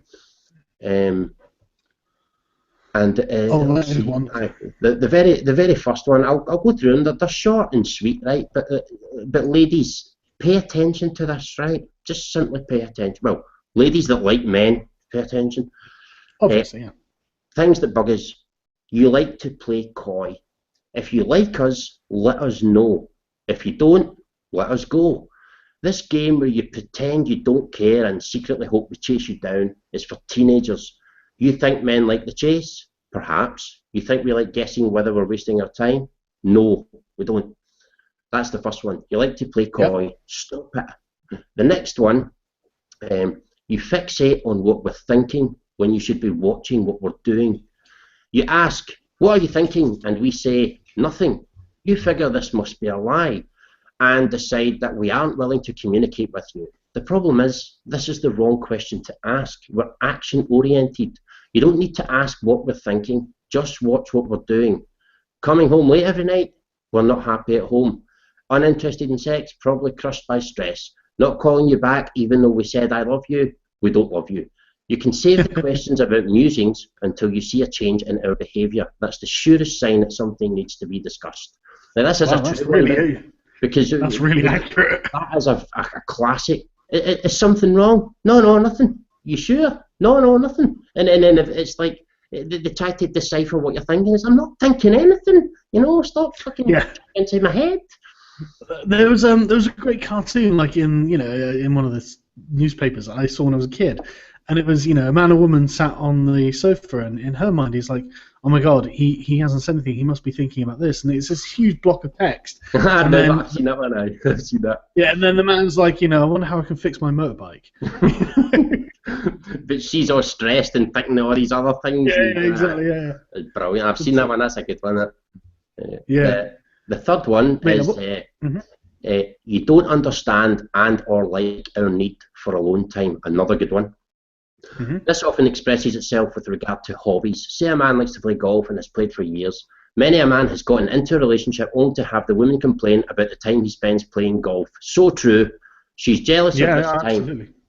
Of course, if she loves him, she should know that he needs this time on the golf course. It's his passion. It's his release. Without it, he will burn up with anxiety and frustration over life's little indignities. Why does she get involved with a man who has a hobby she doesn't like? And then C, you see us as projects you can fix. That's another one of the problems, and that's one of the future ones.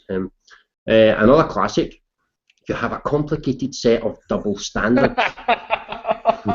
They probably knew this anyway. I could write a novel on this one. We only need look at the example of going Dutch on a first date. You offer to split the check, and if we let you, you hold it against us. Really? You demand, quite rightly, to be in an all-important relationship decisions, yet when we take you out and ask, what would you like to do tonight, you're angry that we haven't taken charge of the situation. It's a confusing set of double standards and antiquated rules that make it very difficult for us to know which move is the right one. That's women all over, but I mean, let's be honest, that's women all over. Another one, the next one is, you want us to change and then lose respect for us when we do. You mentioned this earlier, actually. You mentioned this earlier. It's an interesting phenomenon. No, I remember you saying about the stay-at-home dad, and then she lost respect for him. Remember? Mm-hmm. Yep. It's an interesting phenomenon. When a man and a woman get together, it is likely that he will have some hobbies, tendencies, or habits that she doesn't like. For instance, I have a friend that met and married a woman who wasn't thrilled that he played in a band. She was a bit threatened by the attention he received and his time spent pursuing this. What was she, Yoko? She told him, I really wish you didn't play in this band. And because he loved her, he quit. What a sap. Oh, that's awful. Within a few months, this woman was confiding to her friends, I'm a little less attracted to him because he quit the band and just did what I asked. Now he just hangs out at home. It's a specific example, but a common problem. Clearly, the man should do what he feels he has to do, but we try to be accommodating, and to have that count against us is infuriating. Yes, what sort of person does that? What sort of person? You fall in love with someone and they've got a hobby that they love, and you go, you know what? I really want you to quit your hobby. I would never ask that of someone. Absolutely no. I would be supportive of the hobby. I imagine it stems from something like if he's in the band, he might be getting female attention, and But still, if she knew that when she met him, she should have. But I don't know. You can't go to a woman that reads books and then say, "Look, I don't want you reading books anymore." That's awful. It's just awful. It's just that's terrible. The next one. The next one is, you see us as projects that you can fix. You meet us, you like us, you date us, you marry us, and somewhere along the way it might seem that you love us just as we are, but really does it work out that way. Women see potential, they see rough edges, and they want to sand them off. This makes us crazy. We don't want to change. We have chosen our car, hair, friends, home, and hobbies because we enjoy them.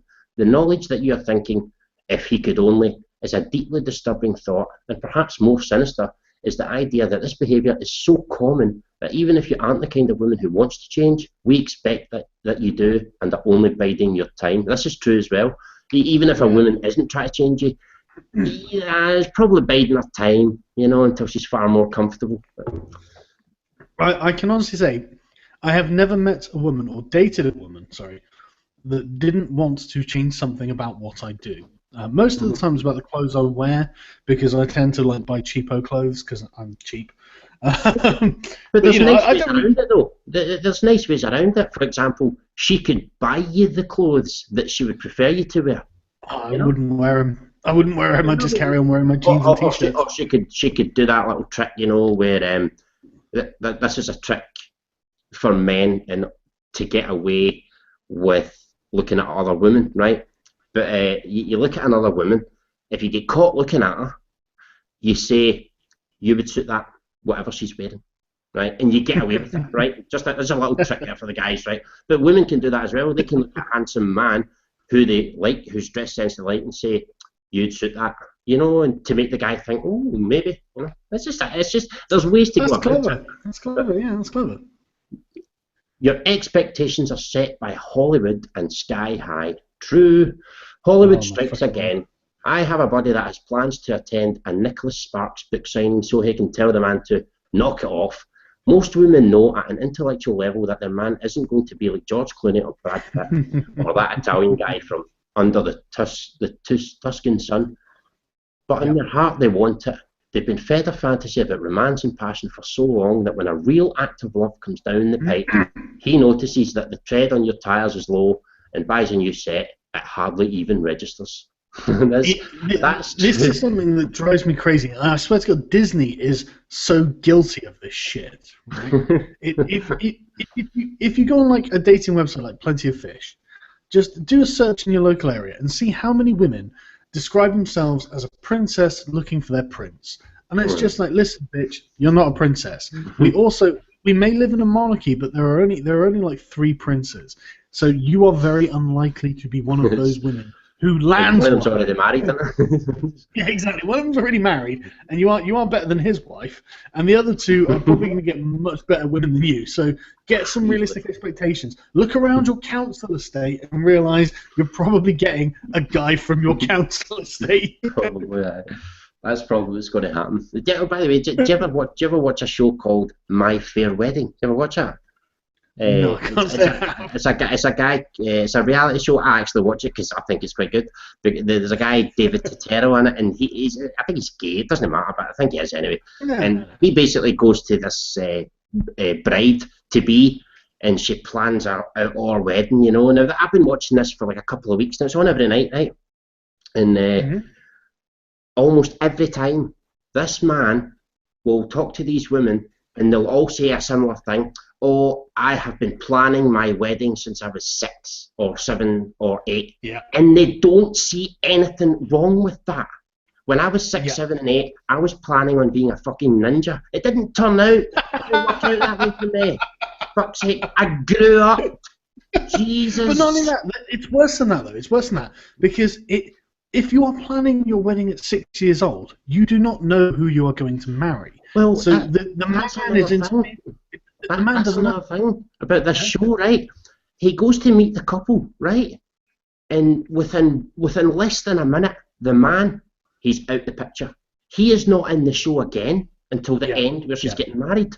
It's all about her, what she wants, and you'll never, I think I've only had one of them say it, to be fair, but you'll never hear the women say, oh, I'm looking forward to marrying this man. They're looking forward to the wedding. They're not looking forward to being married. Big difference. That's exactly it. And you know, the man is irrelevant in the situation. There just has to be a man there. What his thoughts are, exactly. Him as an individual doesn't matter. Irrelevant. It doesn't even factor in because she can't possibly know. You know, she can't possibly know. So it's irrelevant. It's beside the point. What he might want, what he might think, what he might feel. Completely none of her business. She doesn't care. No.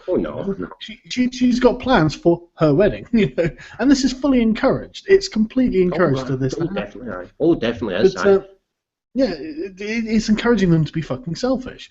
But sorry, carry on. Anyway, another thing about that show, I'll go back to this list in a wee second, but another thing about that show is when they're talking to the bride-to-be, sometimes now and again, very rarely, but sometimes someone will mention the groom, and they might say something like, oh, the groom would like that, and the bride will go, eh? Oh, aye, the groom, oh, aye. You can tell that who's the groom? What's this? What do you call it? Oh, aye, the man I'm marrying, I forgot, aye. God, they don't care who it is. Yeah, groom, that does sound useful at my wedding. I could do with one of those. Right, the next one on the list. You're always looking down the road. Women tend to think about the next major step in life. Men tend to think about the next major meal. Certainly part of this is driven by biology. I like that. A 34-year-old single woman who wants to have children has to think about the future. That's okay, that's a fair point. She has to think about finding a quality partner where they are going to live.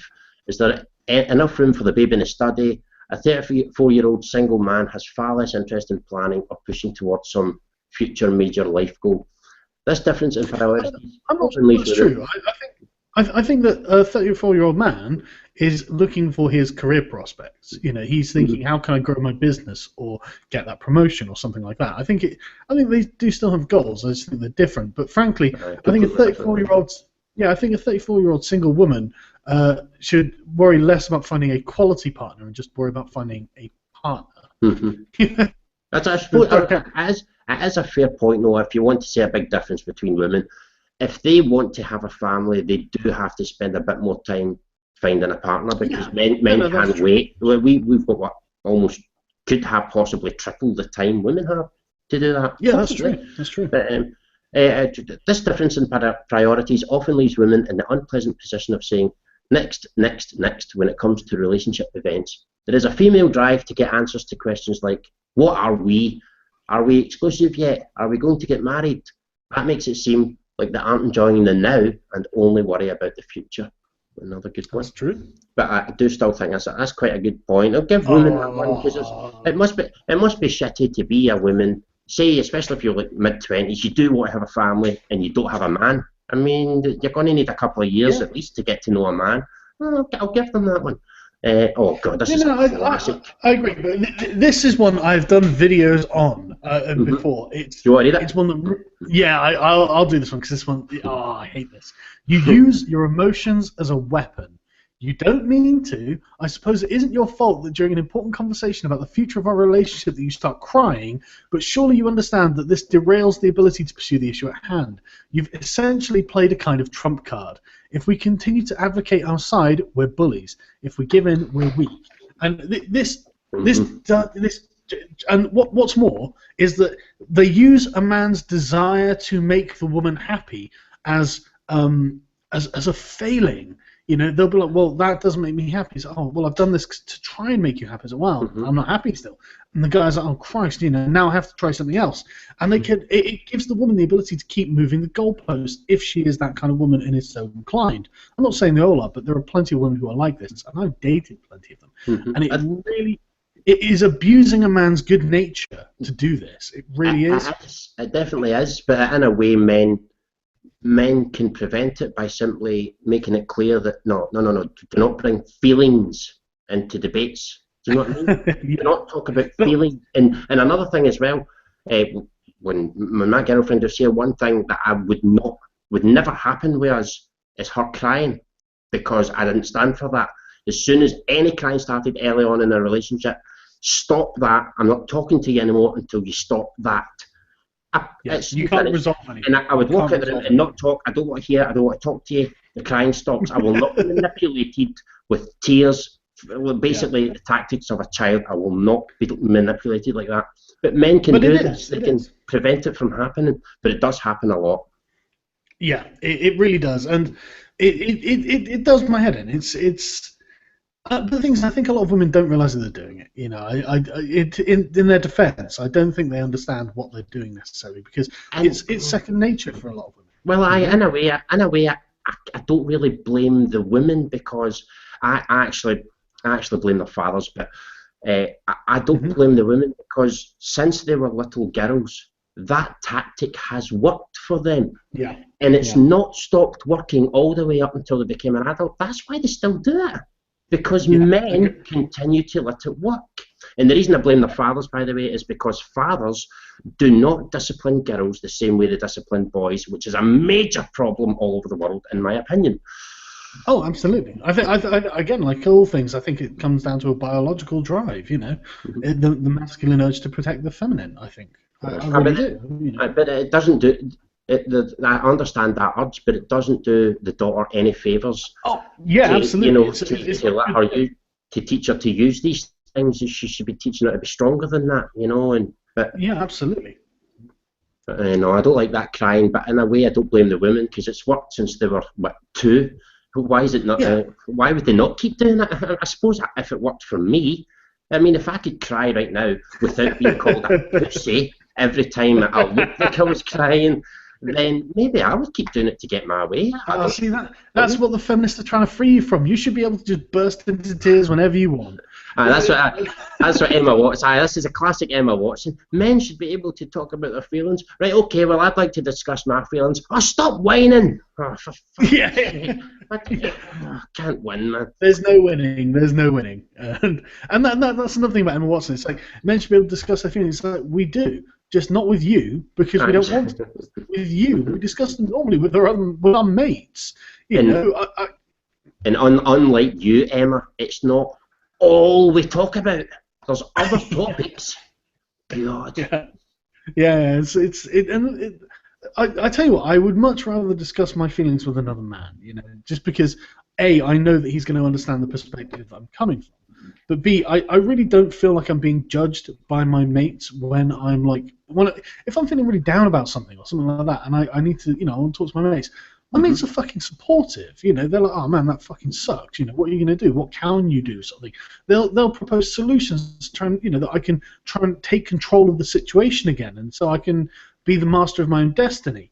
They don't mock me. You know what I mean? I also know a couple of things as well. Like with your male friends that not every other male that they know and have ever met is going to find out what you just told them. Oh, and that's another thing, isn't it? And the most important thing, the difference between men and women, sorry ladies, but I've got to say this, is that you can openly say something to a man without thinking, at some point in the future, this is going to get thrown in my face. I've said it before with if you use the example that you've got a fear of clowns, right, and you opened up to a woman, you're crying, I've got a fear of clowns, oh, I was molested by a clown when I was a bit young, oh, right? I guaranteed 2, 3, 5 years down the line, when she's in a bad mood with you, she's going to throw that in your fucking face. So she is. Yeah. And that's why do not tell a woman anything. I hate using these blanket statements, but there are some that are genuinely true. And the fact that, in my experience, in my personal experience with, and I'm not trying to brag, I'm old, which is why I've dated so many women, but there are some consistent threads that all women seem to share, and having an exceedingly long memory and no real compunction about using your weaknesses against you when it's favorable for her is definitely something that's come up way too many times to be coincidence. It really has. The thing that bugs me about them is that, telling them things is that if you do tell a woman something, you don't know who else is going to hear that. You really do not know who, especially in this day and age where you can tell the world in 2 seconds. You can tell all your friends on Facebook, private message. You know what I mean? You never believe what this fucking cunt told me he was molested by a clown. They can do all that. You know what I mean? The next thing you know, and then when you meet their friends, you're then thinking, shit, do they know about the clown thing? Oh God, you know what I mean? It's like, just don't tell them anything. I totally agree. When I tell my mate something, I know that the individual that I have told is not going to tell someone else, or I would be very surprised if they did. They might joke with you though. They might joke with you about it. Oh yeah. But they would absolutely make fun behind your back and fucking tell everybody. You know what I mean? God. I at least the friends that I have, I'm absolutely certain they wouldn't do that. I'm absolutely certain. And again, I hate stereotyping all women in this category, but it seems to be all women. It really does. To be fair, I'm sure there's some men that gossip as well, and there's some women that don't. But it's very difficult to tell the difference between the ones that do and don't when it comes to women. It's such a common trait. That's the problem. Yes, it's a very common trait. It's not that all women have to do this, but it is such a common trait that you can't not bring it up. It's wrong to gloss over it because frankly, it's something they all do. But the next one. Oh, the next one is you have a tendency to be critical. I've tried to avoid using the word nag, but there seems to be some internal mechanism that makes women predisposed to criticism in the same way that men are predisposed to seek their man cave. It's almost a cliche. The wife that complains and makes demands, and the husband that just wants to be left alone to watch TV or work out in the garage or garage. So, well, women tend to be critical. No, really? Never. Women won't believe that either. But Yeah, oh, no, that's God forbid. the last one. That's the last one. But anyway, I hope I would like women to read that because they're quite pretty accurate. You know, I mean, they're pretty Yeah. accurate. So there. No, I think that I'm really, really surprised how astute all of that was, actually. Mhm. A lot of it really, really was on the ball. And it's just like, for Christ's sake, and the thing is, I don't even blame them, because a lot of these things, if you think about it, a lot of them probably evolutionary traits. It's like, of course, if you're a cave woman and you've got your caveman husband, you're not going to be the one who goes out and does the dangerous or hard work. Mhm. So you need to nag him to do it for you. Obviously it's sensible. It's dangerous. You can't personally. You're physically not equipped to do it. You've got to nag him to do it. It's. See, nagging, right? I think nagging is something amateur women do, right? For me, right, the greatest women excel, right, at manipulation. Nobody can manipulate like a woman can, right? Especially manipulate a man, a heterosexual man at that. Yeah. And so, if a woman nags, she's a very amateur manipulator, in my opinion, because there are plenty of other ways you can manipulate a man to do something without making him feel bad about it. That's true. And if you make him feel bad about it, you're not very good at your manipulation. But if you make him think he wants to do that thing for you, you're very good at your manipulation. And especially if you bolster his self-esteem by doing it, then he's going to be more inclined to do it next time. Mm-hmm. But no, I think that's quite a good observation, actually.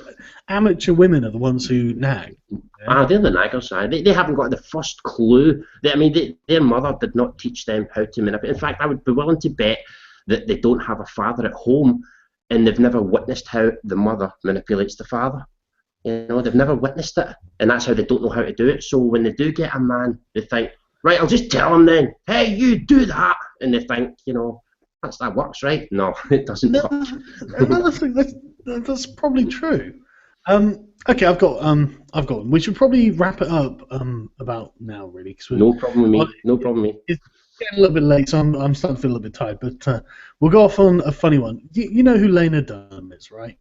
Yes, I know who that is. Yeah, the child molesting feminist. The one that was raped by a mustachioed conservative. Well, that's interestingly what I've just tweeted. That's exactly the one. Sorry. Yeah, that's all right. It's all right. It's flamboyant Republican conservative who Lena Dunham claims raped her in college does not exist. Now, I would have thought that flamboyant Republican conservative sounds like a good description of Milo Yiannopoulos from Breitbart, but he's gay, so I'm not going to suggest that he was this one. Love you, really, Milo. But yeah, so. The media investigation into the allegations of rape featured in Lena Dunham's recently released memoir. She's 28. She's 28. Why is she writing a fucking memoir? And she looks like an old woman, so maybe that's the reason. But yeah, it's refuted the claims of sexual assault made by her. The writer and actor and director dedicates a chapter of her book, Not That Kind of Girl, for which she received a reported $3.7 million advance to a boy she met at Oberlin College in Ohio, identified as Barry, who she alleged raped her one night after a party. She admits in the poem to drinking alcohol and taking Xanax and cocaine before inviting Barry back to her on-campus apartment, but says the encounter quickly turned aggressive and that Barry twice removed the condom during intercourse without telling her. I never gave permission to be rough, to stick himself inside me without a barrier between us. This is her rape fantasy, basically. Dunham's description of Barry is similarly explicit, explaining him as a mustachioed campus Republican with a mustache that rode the line between ironic Williamsburg fashion and big buck hunter. This is sounding like complete bullshit, isn't it, already? She said that he also once punched a girl in the boob at a party following a consensual sex encounter, and another girl woke to find blood splattered all over a wall like a crime scene. Jesus Christ, this is sounding like absolute nonsense. Breitbart, incidentally, an investigation by John Nolte from Breitbart, undertaken at Oberlin campus, which was published Thursday, concluded that the Barry Dunham describes is a ghost and that no such person appeared to exist at the college during the year she studied there. What a fucking surprise. Lena Dunham is a goddamn liar. You know, for $3.7 million, though, I probably would be too. But under scrutiny, her rape story didn't just fall apart, it evaporated into pixie dust and blew away. And this doesn't surprise me at all, because did you read the bit about her abusing her sister when she was 1 year old? Oh, I read that. I heard about that. Yeah, the claim that a 1-year-old child can push pebbles into her vagina as some so prank. absurd. It is so Bullshit. absurd. But not just that, right? A 1-year-old child, she was, what, 7 at the time? Right? Yep. Why were those two alone for that long? It's a 1-year-old child. What the fuck? It sounds like bullshit to me. And honestly, right, Lena Dunham, she sounds like a sociopath. She sounds like someone who is incapable of empathizing with someone else and is, frankly, a compulsive fucking liar. That is overwhelmingly the impression I get just reading anything about her, and just the way that she has reacted to everyone going, "Are you suggesting you molested your sister?"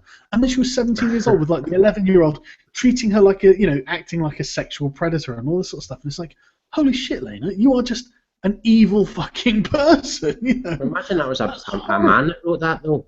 Oh, when I was 7, my 1-year-old brother, blah blah blah, he'd be in jail. He'd be in jail by now, wouldn't he? If her 1-year-old sister had pebbles up her snatch, Lena Dunham, fucking put them there. Yeah. A 1-year-old would be wearing a nappy. So definitely. how do you get the nappy off? How do you get no way a 1-year-old is going to do that. I know children are curious, like about putting things up their nose or whatever, in their ears and stuff or whatever. But at 1-year-old, no, I don't think so. They don't have the fucking dexterity, the manual dexterity to perform such a feat. And that's the thing as well, right? So we've got a 1 year. We've to believe, right? We've got a 1-year-old baby, and the parents have thought, "I'll leave it there next to those pebbles." Yeah. It's just absolute bollocks. But the thing is, her sister, Grace, jokingly said, because she used to bribe her to kiss her and lay next to her while she masturbated and stuff.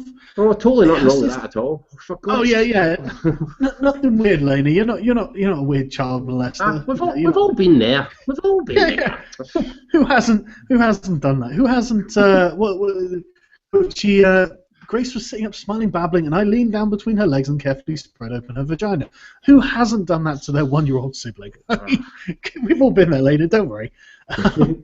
But her sister jokingly says stuff like, "Oh yeah, it's Lena's fault that I'm gay," and it's like, many a truth said in jest. That really sounds like Lena's abuse has actually turned her sister gay. Was that said in jest though? Well, that's the thing. She does apparently say in jest, but I think that there's a lot. To be fair though, I don't think that could turn anybody into a lesbian. I don't know. I don't think that's how it would work. But that is very strange. That whole thing. It's you can't question it. Otherwise, you're a misogynist. So. Oh God, they already think we're misogynists anyway because we're critical of feminism. Regardless of what else we did. See the fact that she said it was a Republican, right? Is there any way that the Republicans could somehow sue her for trying to give their party a bad name like that? I mean, I know. I think it's an obvious attempt at defamation. Why mention it?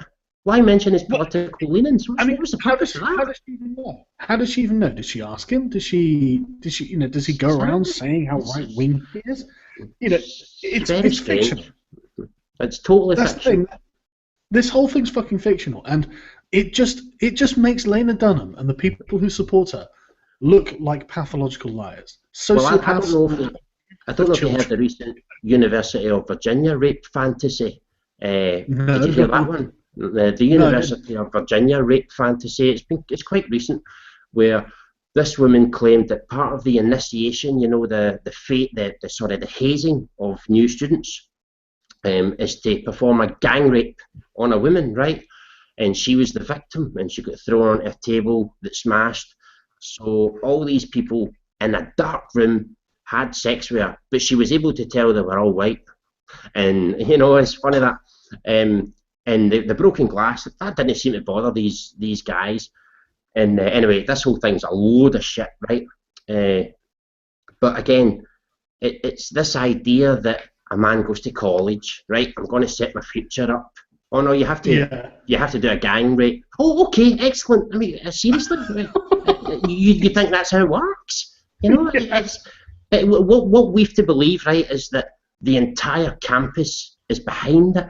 You know, but anyway, the point I wanted to make about this was regarding the Lena Dunham rape in the University of Virginia rape. I have heard just this week women say, right, that it doesn't matter if it's true or not.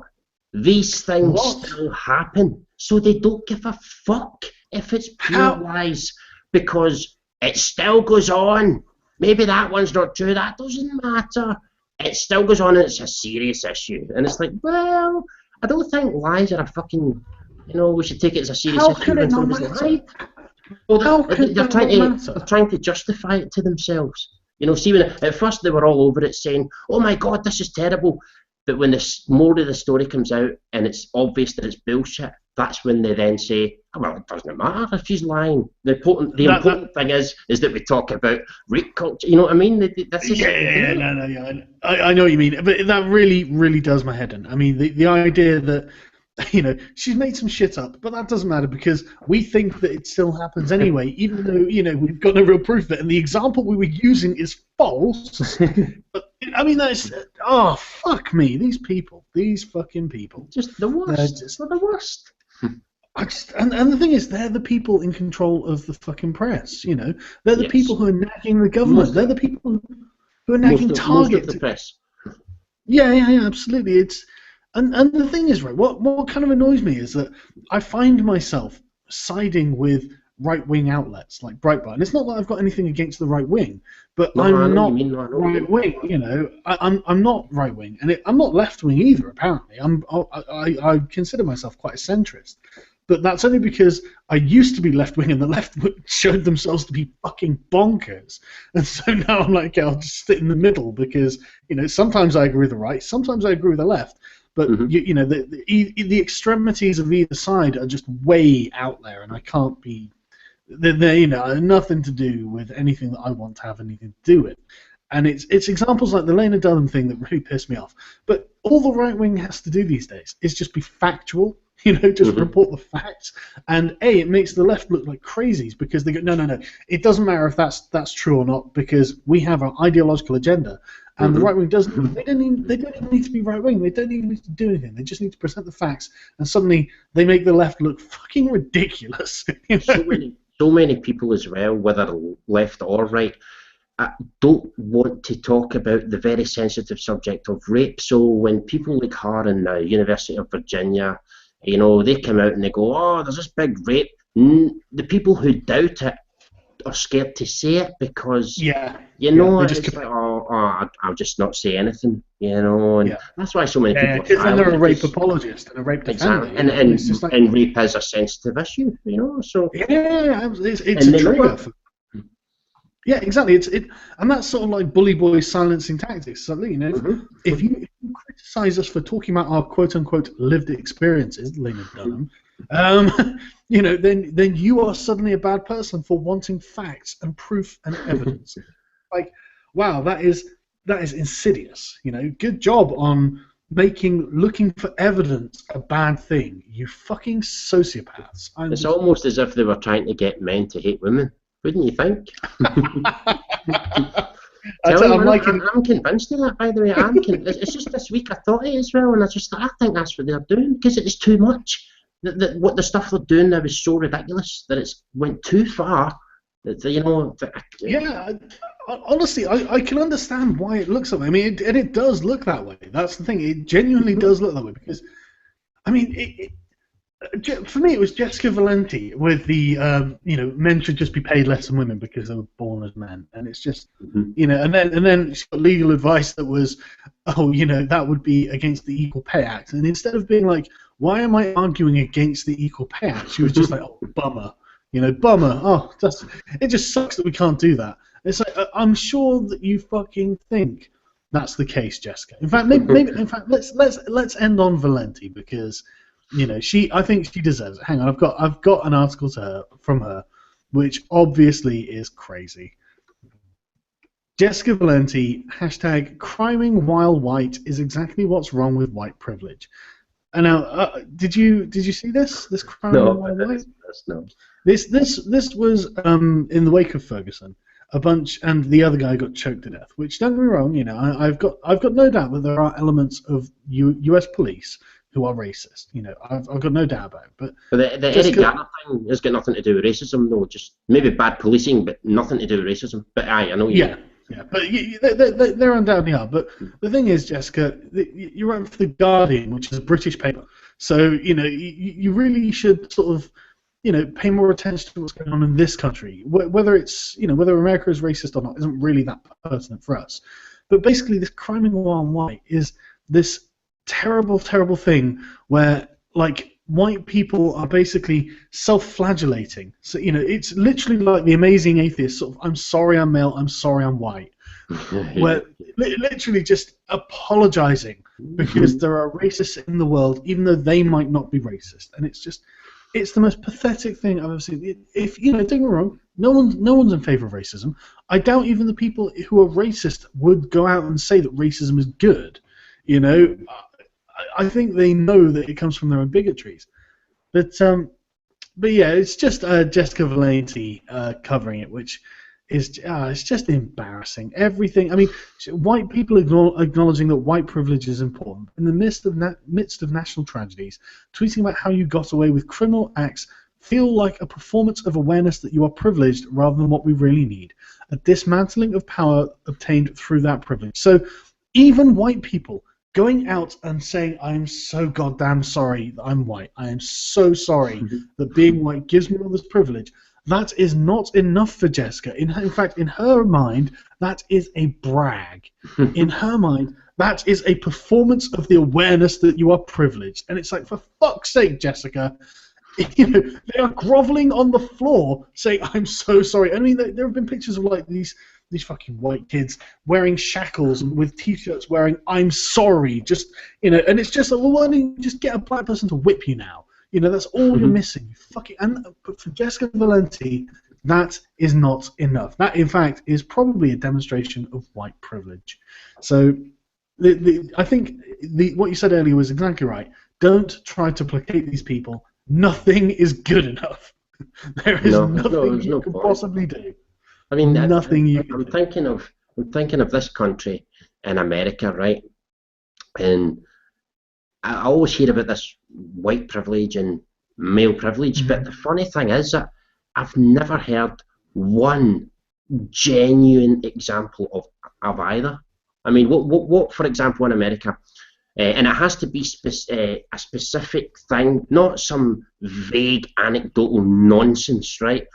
What specific thing can black people, are they not allowed to do in America or in Britain, right?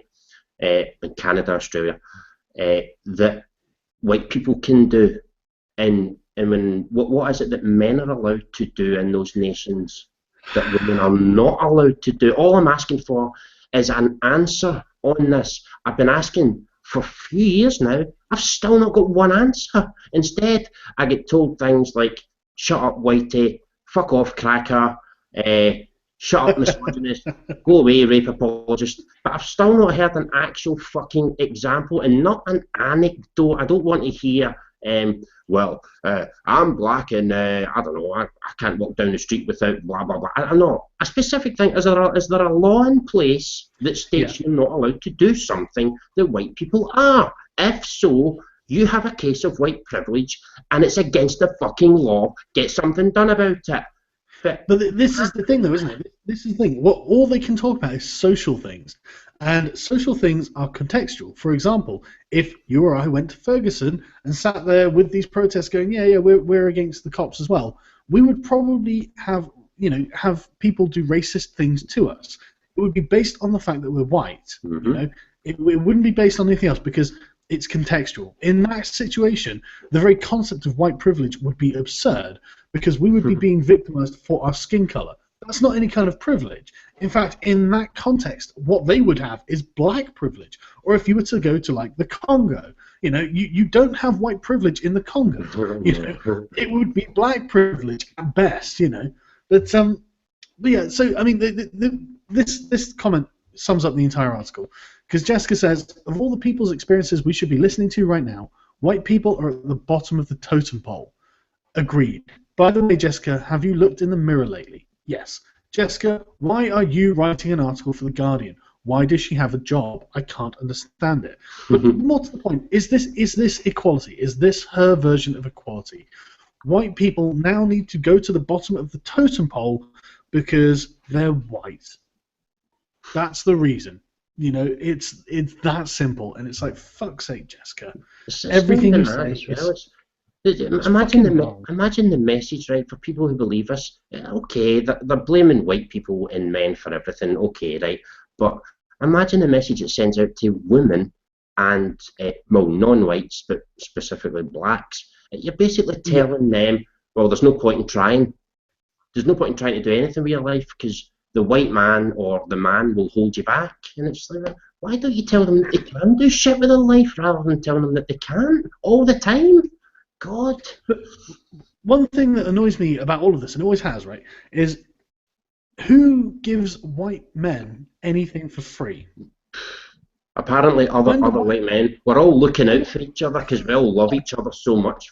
Oh yeah, it's a white male conspiracy. It's not like white men aren't in competition with each other or anything. but that's the thing, isn't it? You know, no one like there are no affirmative action schemes for men. There are no affirmative action schemes for white people.